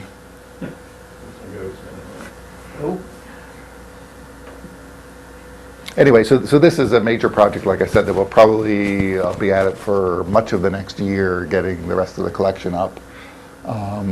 And we have a great deal of other documents. I'm still running the History Matters website, and there's certainly materials there. I don't update it as often as I did before, putting a lot of effort into the Mary Farrell site. And some of the other new documents there, I was at the archives and got a subset, I just didn't have time to get it all, of the Rockefeller Commission papers, which are there. Some medical stuff there, and one thing that I hadn't realized in going through those papers was that they were well aware in some detail of the assassination plots and just decided not to write about it. And there's even a couple internal memos from staffers saying, are you sure this is a wise course of action not to make this stuff public? And of course the church committee then picked up the ball and did the work for them. And some smaller collections, papers of Will Fritz, and I forget some other ones I've done. But the CIA is a big focus at this point. The ARC is also in possession of a voluminous set of FBI files, which is on my radar screen as well for the not too distant future. Anyway, thanks.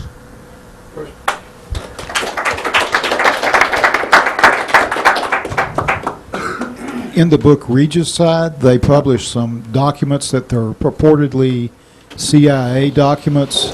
Have you ever seen anything in the documents you've received that in any way resemble those in Regicide? I guess I'm a person who's skeptical of that book. I know that the list of CIA agents in the appendix is, my understanding is it's the AFIO, David Phillips retired organization. It's a list of subscribers, which includes Mary Farrell and some other people. So I don't put much stock in that. The other content of the book, I mean, you could argue about pieces of it. I don't believe there was an Operation Zipper. And where's Colonel Samay's signature anyway, if they've got all these people? I have another question, but I'll just comment on Regicide. Sure. The center part of it is a DIA document from 1975. I think that's authentic. Really? It certainly sounds like what they would have thought, and I think is very informative.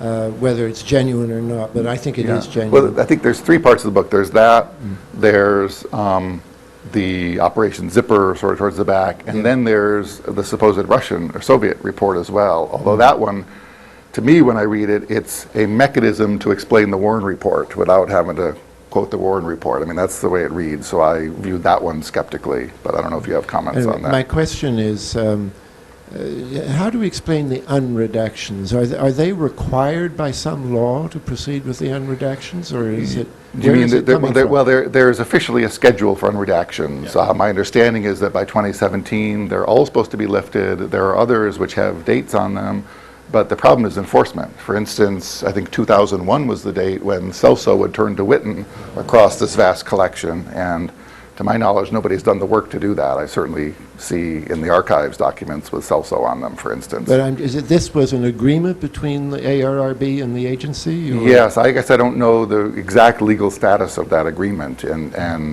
but I think it's a real one. But again, enforcement is the issue, and it's already not being enforced. I mean, people may be aware of Jeff Morley's lawsuit on records for George Joannides, and it's interesting that case was recently dismissed, although it's going to be appealed. And there, the CIA's response basically entirely ducked the issue of whether those records should be treated under the JFK Records Act. They just ignored that part of the argument and responded in the FOIA way, and the judge went along with them and never ruled on that issue. And so the JFK Records Act itself is still, in theory, in effect, but in practice, it's not. There's annual reviews by the agencies as well that sometimes unredact things. Yeah. Well, yeah, like I said, that some were postponed to dates certain or to events certain. In other words, they're postponed until the agent dies or the method is no longer used. But you're right, everything's supposed to clear in 2017. Another thing that sort of occurred to me, I guess, when looking, through all these papers, not that I, was able to read them actually, is that I think we have a richness enough of the record from some of these agencies that you start to see some of the holes in them. I mean, the Joanides is one example where there's clearly a hole. There's no 17 months he was the case officer for the DRE, and there's no monthly reports for that period. And there's other examples. I mean, in the case of the Secret Service, we know that they actually destroyed files in 1995, and the ARB, reported that.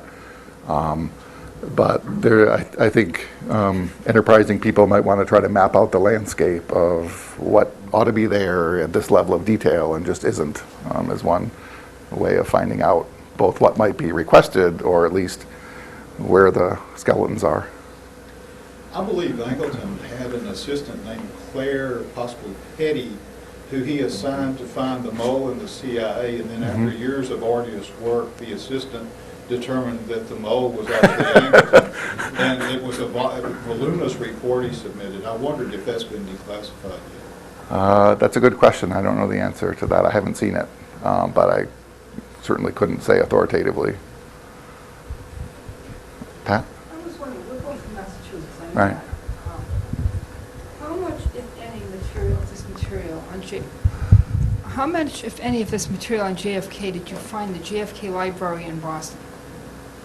I've been to the library 3, 4, or 5 times maybe, mostly to get photographs. I mean, virtually none of this material. They're not a repository for CIA files, and they don't pretend to be. They do have a great deal of papers there.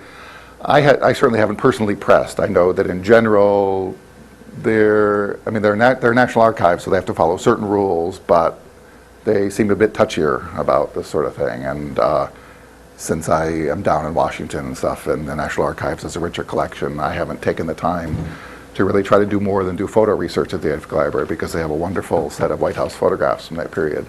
Yeah, because I've only been there once, and I was working on So my I don't have a good detailed sense of what they have, to tell you the truth. Okay.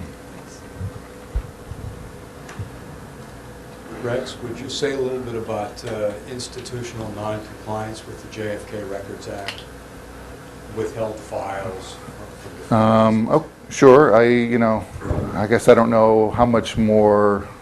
I've already talked a little bit about Secret Service destruction, which the review board was not happy about. I talked to Doug Horn at one point, who was on the review board, and this was done in 1995, literally within a couple of weeks of them. I don't know if they were formally notified not to destroy records. I'm actually not sure about that, but it was clear that it was not the right thing to do, I guess.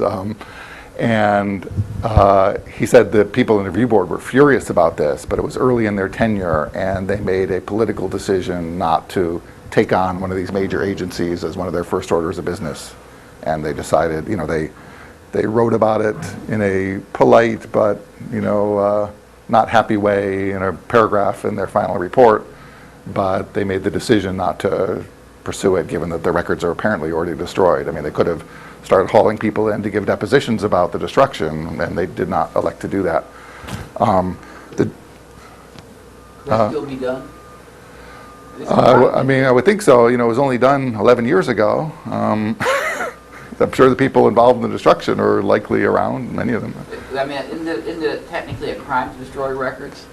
No, isn't it a criminal offense to destroy records? And those records were covered by the review board the JFK Act, so to destroy them was I would expect so. Not all destruction of any record is a crime, but those were specifically under the JFK Act. Yeah, these were files like about the Chicago trip, for instance, which is of great interest to many people.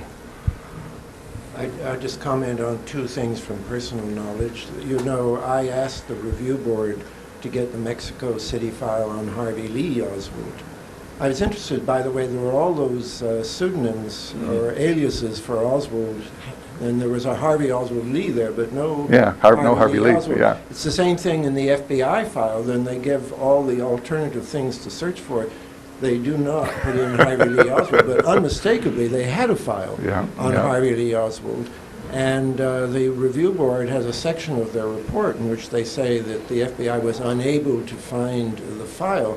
But we can actually reconstruct a fair amount of that file now, because there were so many post-assassination reports that, coming from Mérida, I think, one of the regional FBI offices in Mexico, hadn't been clued in that we were to forget about Harvey Lee Oswald, and he kept submitting things to Lee Harvey Oswald file giving a number, and a Harvey Lee Oswald file giving an earlier number, which is, of course, terribly important because it means that originally they were filing them under Harvey Lee. And I feel that the ARRB treated the FBI very gently there because it was conspicuous from what they had obtained that the file existed, and that they got stuff from it, and just because of it being double filed. The other thing is I'll be talking about this afternoon is, and I owe a great debt to you here, is the White House Communications Agency.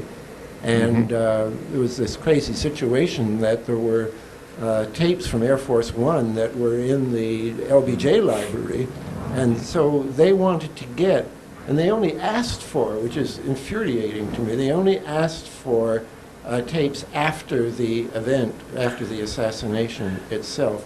What I think would be absolutely crucial is to have gotten, if they still exist, the WHCA communications records, even if they're only logs, but ideally, of course, tapes from the real time leading up to the assassination itself. It seems to me they never asked. They, once again, they accepted the answer that they could not find these tapes, but you were able to provide a few documents, which I'll be talking about. Okay, good. Yeah, it's interesting where things like get found. Like you said, the Air Force One tapes were found at the LBJ library. Something else, the transcript of the Dallas doctors on the afternoon of the 22nd describing entrance wounds in the throat, Arlen Specter and company could not locate that, and that showed up years later in the LBJ library in the files, transcript of their press interview.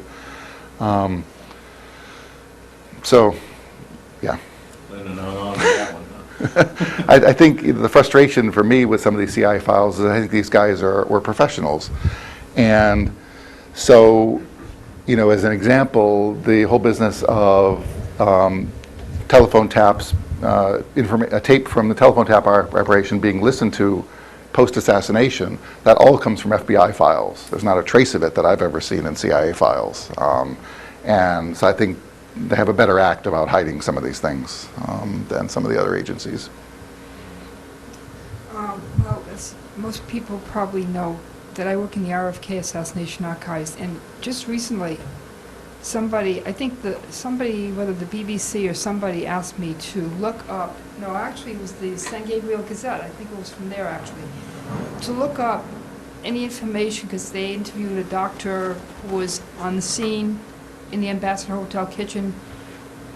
They asked me to find any information there was, transcripts, whatever. And the guy gave me his name, right, because he had interviewed him. He just wanted to verify whatever. Do you know, consistently throughout all the indexes, they misspelled this guy's name?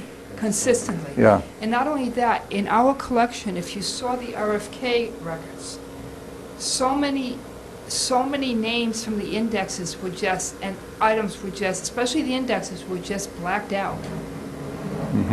So you want, you know? The misspelling is a technique. I mean, most people, or many people may be aware, Peter certainly is, that the Oswald 201 file, when it was finally opened in 1960, misspelled both him and his wife's name.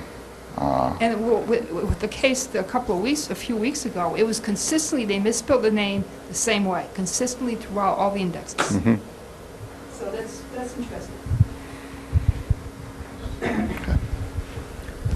Could I have one more question? Oh, sure. Lamar Waldron's book Right. talks quite a bit about QJ Wynn.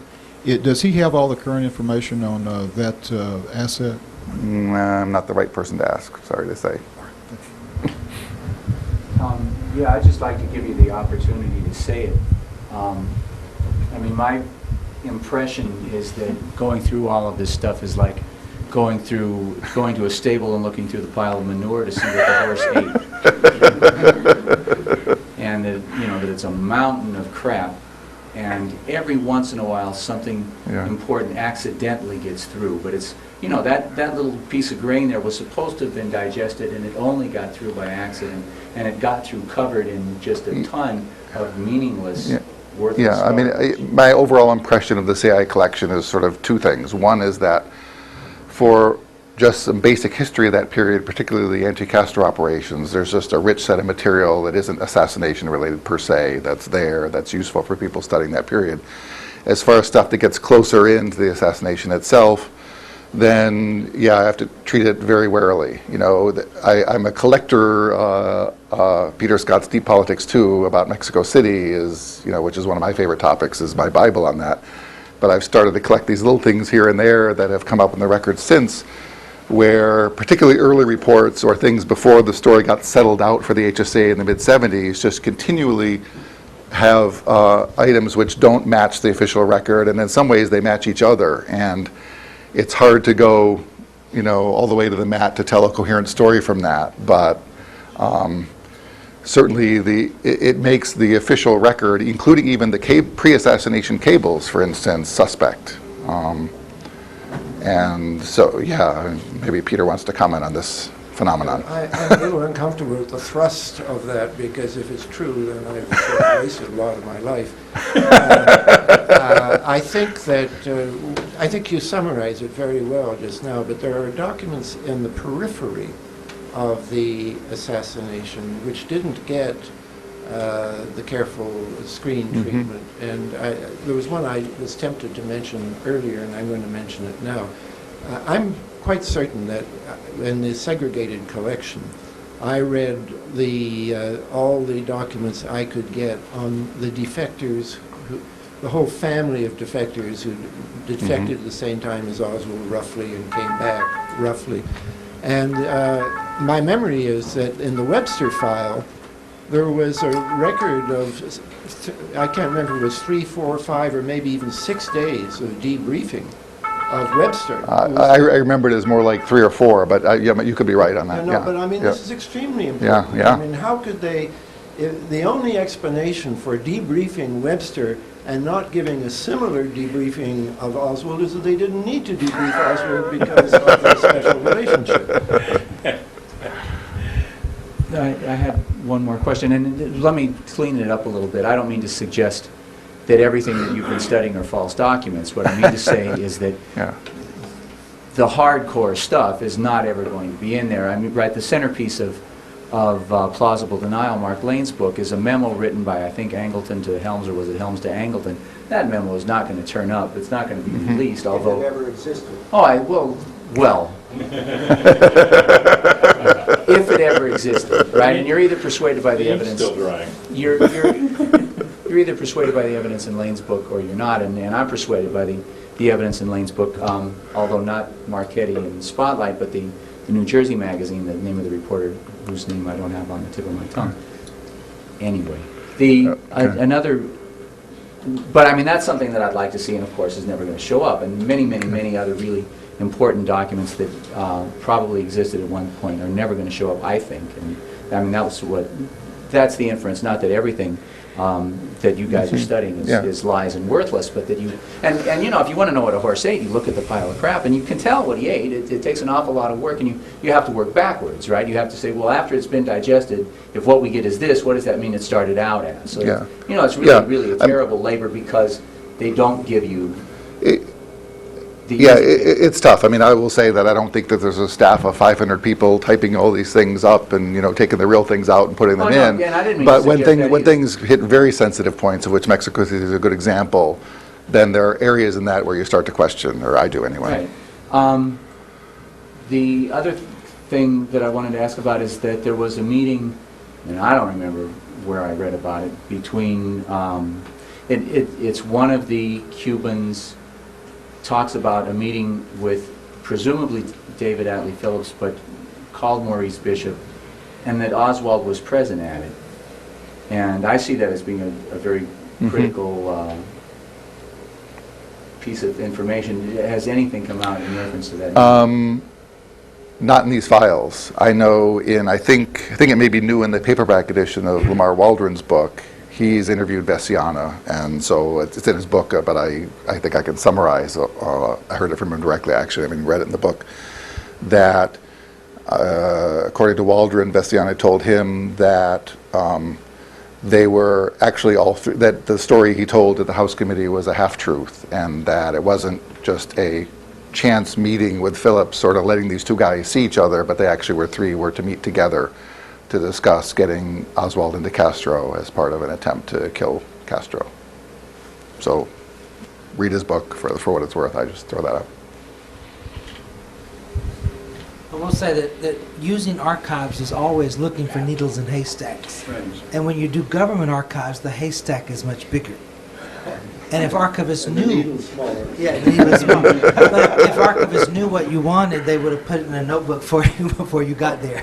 But I'm it's just- suggesting that the it's just haystack has been tedious work. sifted already, and so the needles are more scarce than they You don't were. always know where the needle is, but it may be there. It's just Oh, sure. very hard to find. With this, is so big, they can't sit. the with Well, this, they make mistakes. with this level of documents, by the way, I am a big fan for all the archivists out here of getting this stuff online and searchable. And that's where my focus is.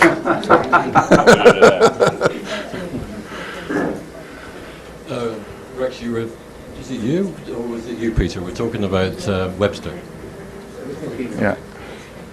Webster's files are voluminous in the CIA. Mhm. Have you seen those files at all? I don't think I've seen all of them. I've seen certainly seen some. I saw that. Yes, yes, yeah.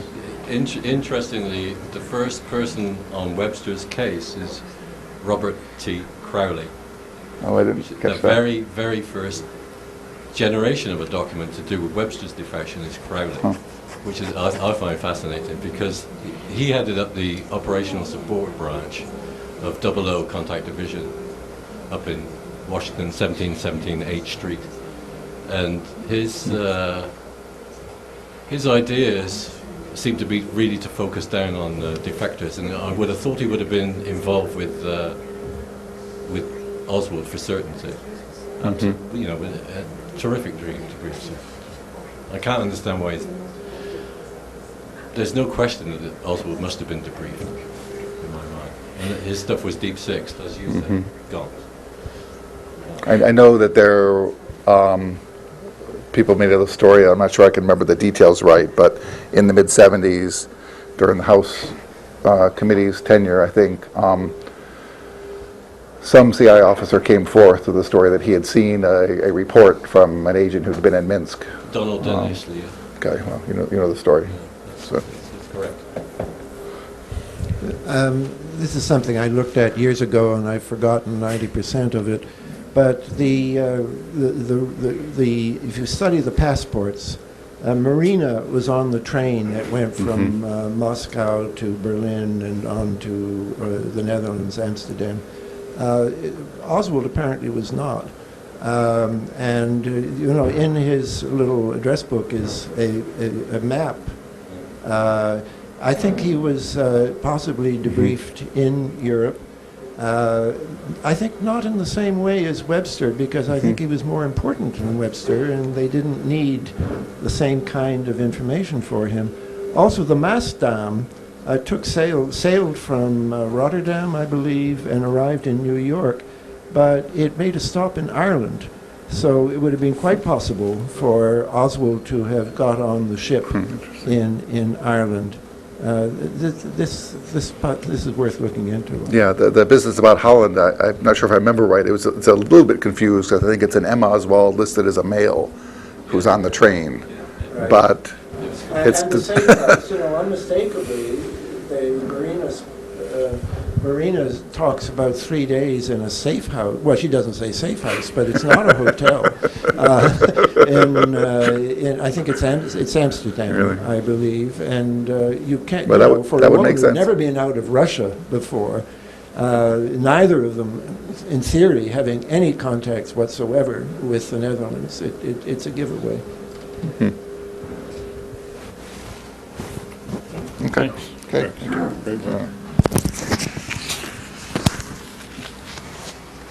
Do we need the computer next?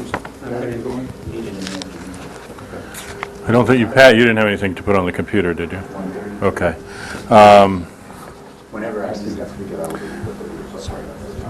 So, someone was asking about the agencies and their level of cooperation with the review board, and the review board in the final report has a section about what agencies complied and to what extent.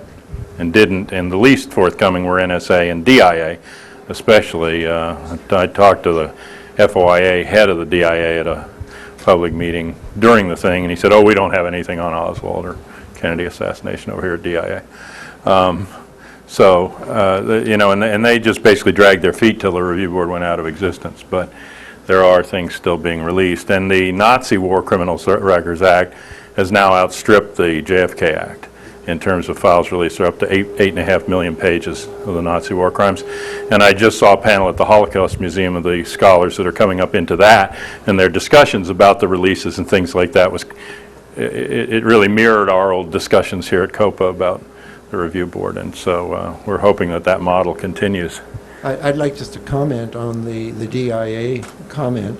They weren't just asked for records on Oswald, they were asked for everything to do with Cuba, and they had an enormous amount of relevant material on Cuba. And Joseph Carroll, the head of DIA, is one of the lead personalities in the Waldron book. I'm not going to pass a verdict yet on the Waldron book, but let me just say on that, the paperback is so much better than the hardcover that if anyone thinks they Waldron is not worth taking serious because of the hardcover, and I was one of those people, the new material about Guevara and Almeida, and there's a lot of rewritten chapters in there that make it, in my view, a totally different book and a much more credible book that has to be taken seriously, even though there are many places where I would disagree with his evaluations. So.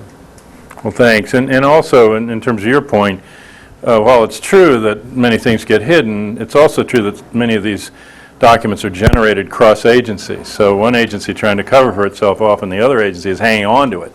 And it gets out that way. And then I remember instances when they started to finally release the JFK stuff of previously redacted documents and then a currently redacted document, and you could put the two side by side and read the whole document because their rationale for the redactions had differed so much over the 20 or 30 year gap. So, but I think records are snapshots. They're not the film.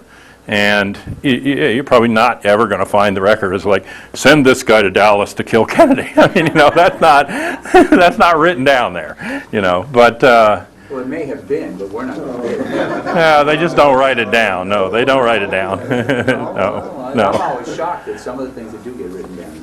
Well, no, I think, it's not quite, it's more subtle than that, and what you'd read wouldn't be that. Plus, if for no other reason that the guy at the, from the top to the bottom of that chain, you get further and further into need to know. And, the ones on the bottom need to know less and less. And I'll say this example of that, just study the church committee's analysis of the Castro plot. Record on that is mostly just there, with a great congressional backing, subpoenaing people, getting depositions, testifying. There's not a whole lot of the written record, underneath that. Yeah. Some.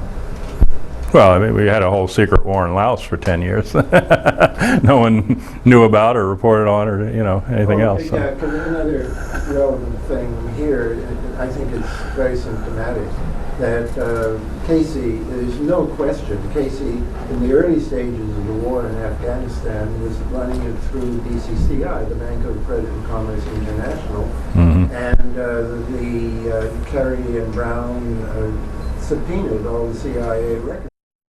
And there were no CIA records, and so it was the answer. And Kerry and Brown believed it because they believed that Casey did everything off the record and in most cases, meeting personally with Abedi, the head of BCCI, with no one there to take a record. So I think you have to imagine that that's how very sensitive things are done. Yeah. No, I think not only is our history, not recorded at times, but then what is recorded is often buried from us. And the National Security Archives in D.C. did a Freedom of Information Act request on every single document that's mentioned in the footnotes of the 9/11 Commission report under FOIA, and not a single document to date have they agreed to release. They're going to court on some of them because the reasons given weren't even legal. But, it's a game. And then on top of that, you have a declassification engine that's running at top speed and over 15 million records a year that are being classified. And on top of that, Bush is sending people through the National Archives reclassifying previously declassified documents. And so, you know, trying to even catch up with that, I mean, I say 8.5 million pages from Nazi or 6.5 million JFK released, those are pages. I'm talking about 50 million records. And John Dean recently in a lecture said that if the Clinton order to at least review everything that was 25 years or older toward release had been implemented, it was delayed and then basically reversed by Bush. Had that been implemented, he said 1 billion records would have been released. So that's probably minimum 10 billion pages. But 1 billion records would have been released just under that review. So there's so much of it buried, but I've never felt it was fruitless to try to get at the records. Even if they don't show everything, they show something. And, you know, there's other ways that you know things or find out things, you know, from the historical testimony or courts or that kind of stuff. So I think there's many approaches to get at reality, but I wanted to give Pat Sikora a chance to talk. She's with the Robert Kennedy Archive. Did you have something pressing, John? And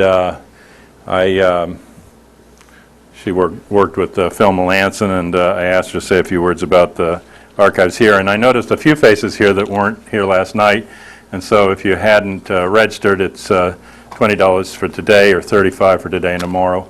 And you can just either get in touch with me or Mike Nurko over here when he wakes up. And I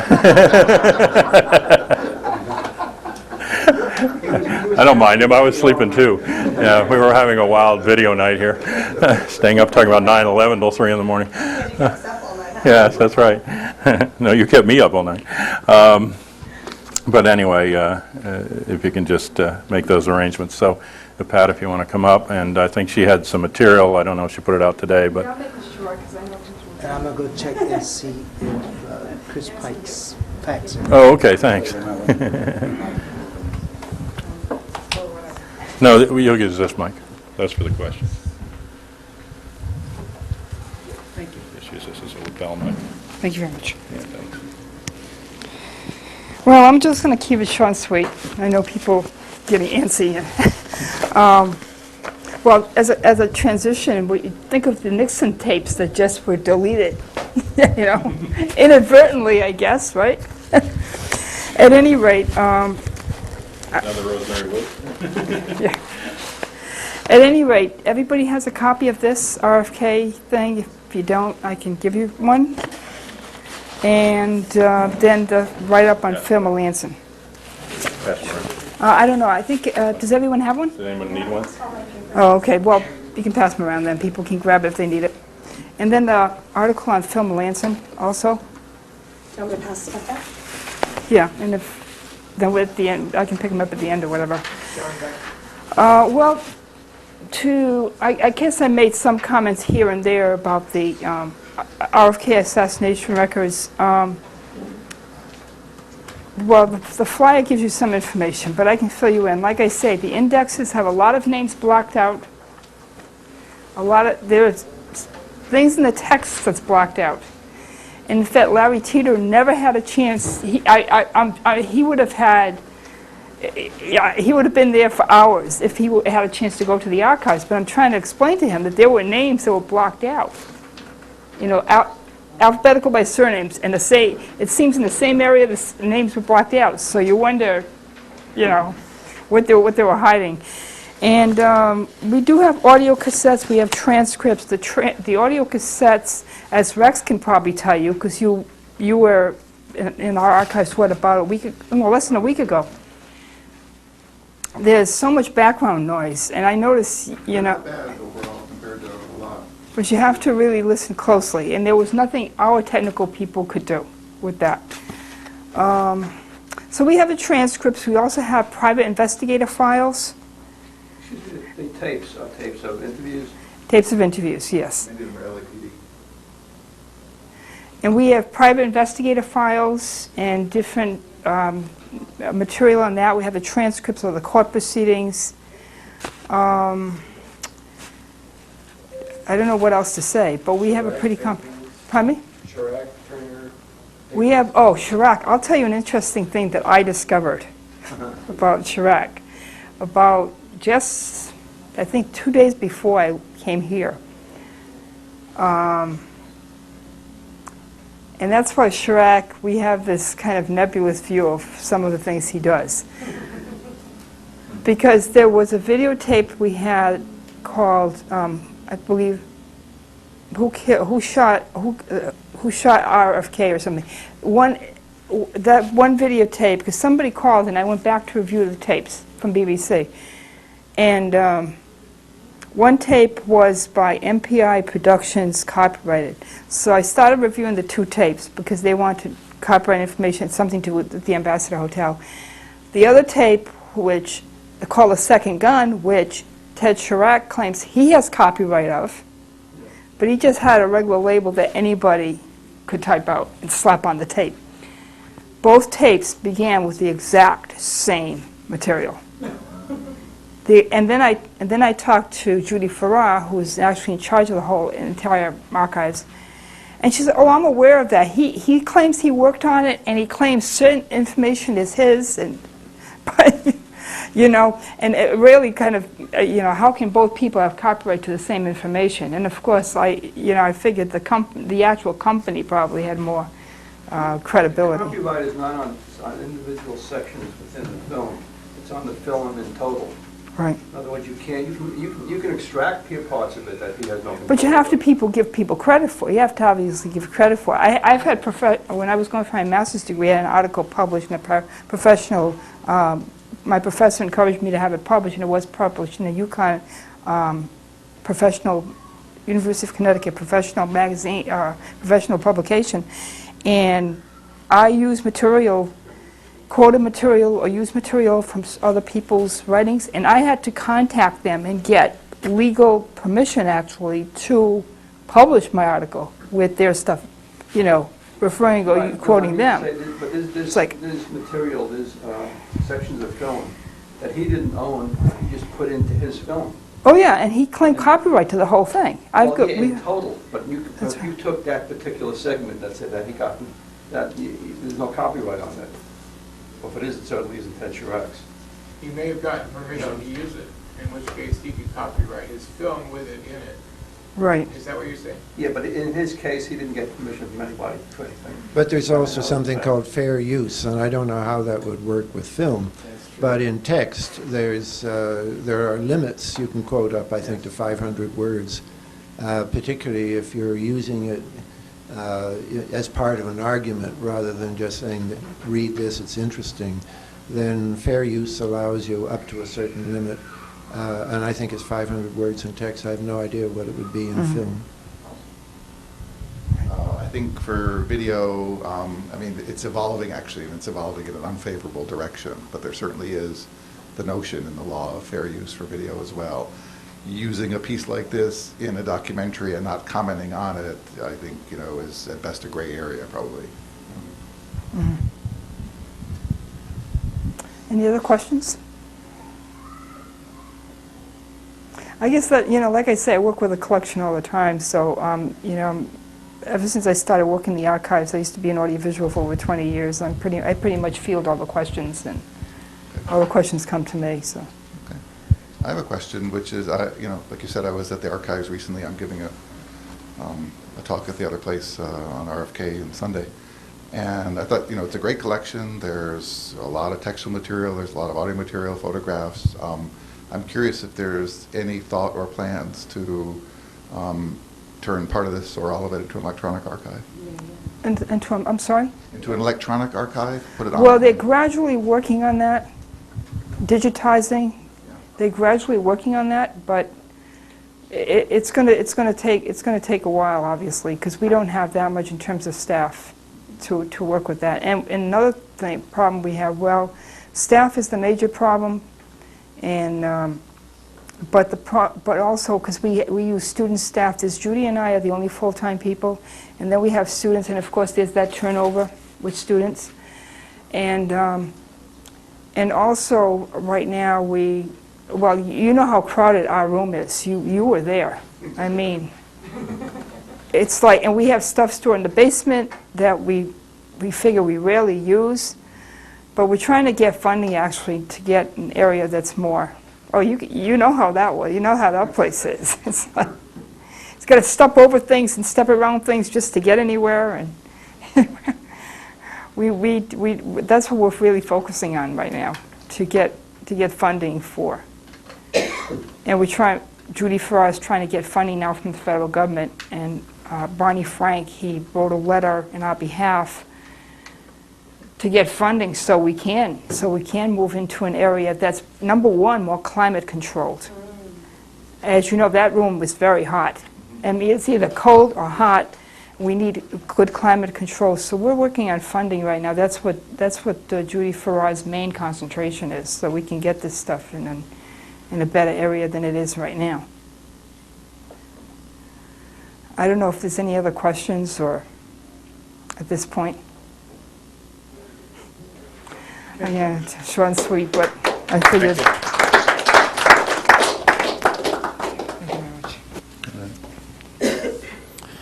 And as I've said, my hope, and I'm glad that Cynthia McKinney is also very interested in putting her name to this effort, is to create a museum and would also have archived materials and a research center in D.C. on the political assassinations, but also on the broader hidden history of the United States. And that I think it could become a center where we could show new documentary films, we could highlight authors with new books. It's a press center, so we could get press attention for things, hopefully, as they're coming out, or if new sets of records are released that are of some significance, we could do presentations on them, and have a research center there where both scholars and students or young people that are interested. But we get 6 million tourists a year in D.C., and the buses take them over to the Ford Theater, so I think the teachers would just as well take them to see something more recent, and we could probably get the best evidence and put it out,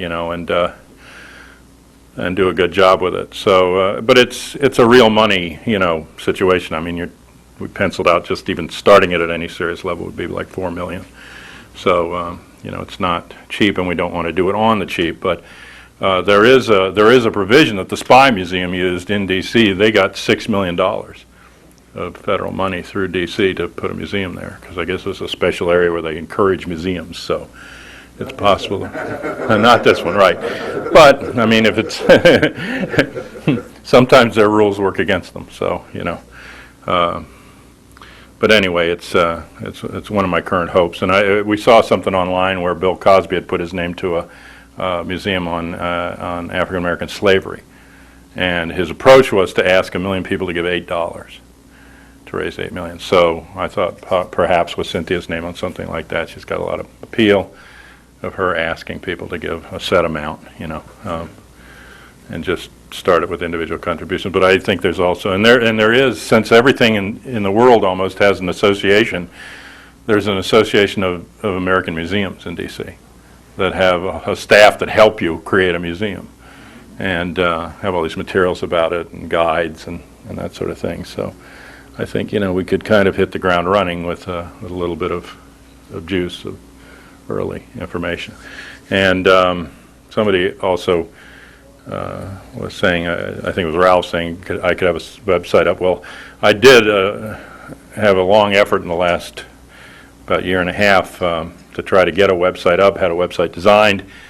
It had some marketing things that I disagreed with, and when I hit that point, I couldn't get a resolve with the people. So now it's to the point where they're wanting to sort of give the website back to me at cost, and then I'm going to have to sort of farm around for another team to help me with, because I'm only user end skills, and that's part of the reason COPA never had a website. And when I used to ask COPA people who were more skilled to help me build a website, they would send me templates promoting their own theories, which isn't useful to COPA. So, it would be nice to have a website up, but I thought at least if I can get mine up, I can put announcements of COPA on it.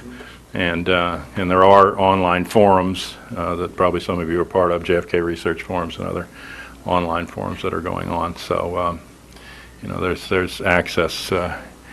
But it's our history, and especially the people who have been digging up the hidden history have very interesting archives. And the Assassination Archive and Research Center in D.C. has been a locale for that, but, I know they have space limitations, and they've had to put a lot of stuff in storage. I think it's over in Virginia. And there's about half and half. There's still an active facility there, but frankly, the amount of foot traffic to the place is much, much, much lower than it used to be, and Yeah. that's part of the push to Right. get stuff online. Oh, I'm sorry, it was right here. I was just commenting that, yeah, the ARC, I mean, it still has on K Street an office. You know, some of the stuff is in the basement, some's in Jim's office.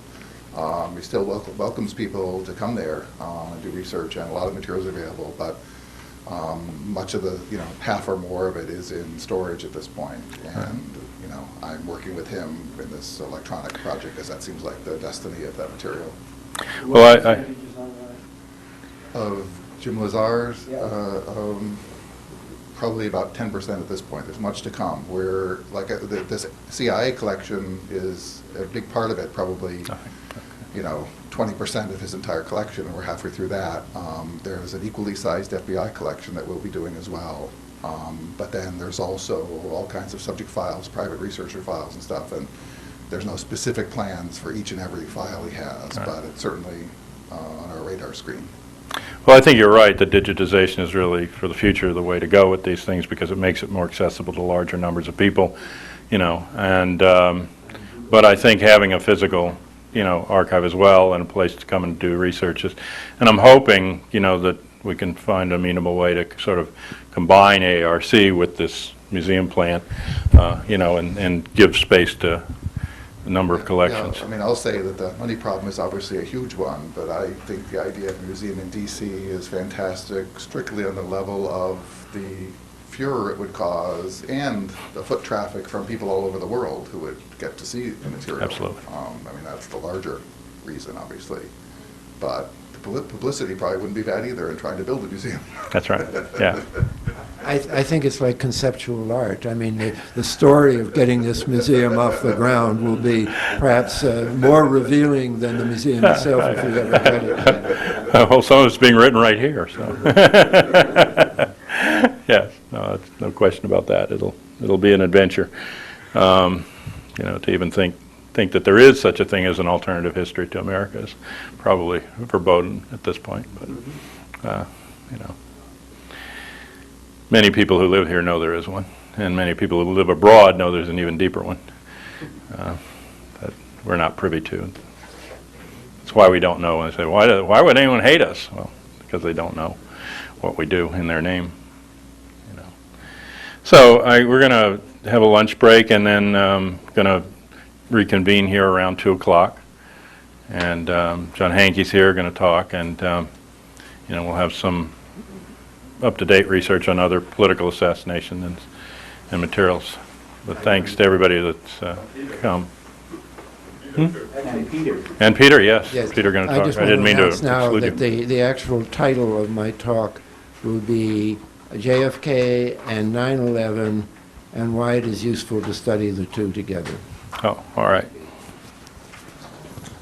What I missed, what I thought it was going to be everything you wanted to ask, but were afraid to know.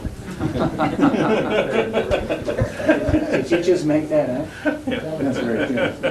You mentioned my name while I was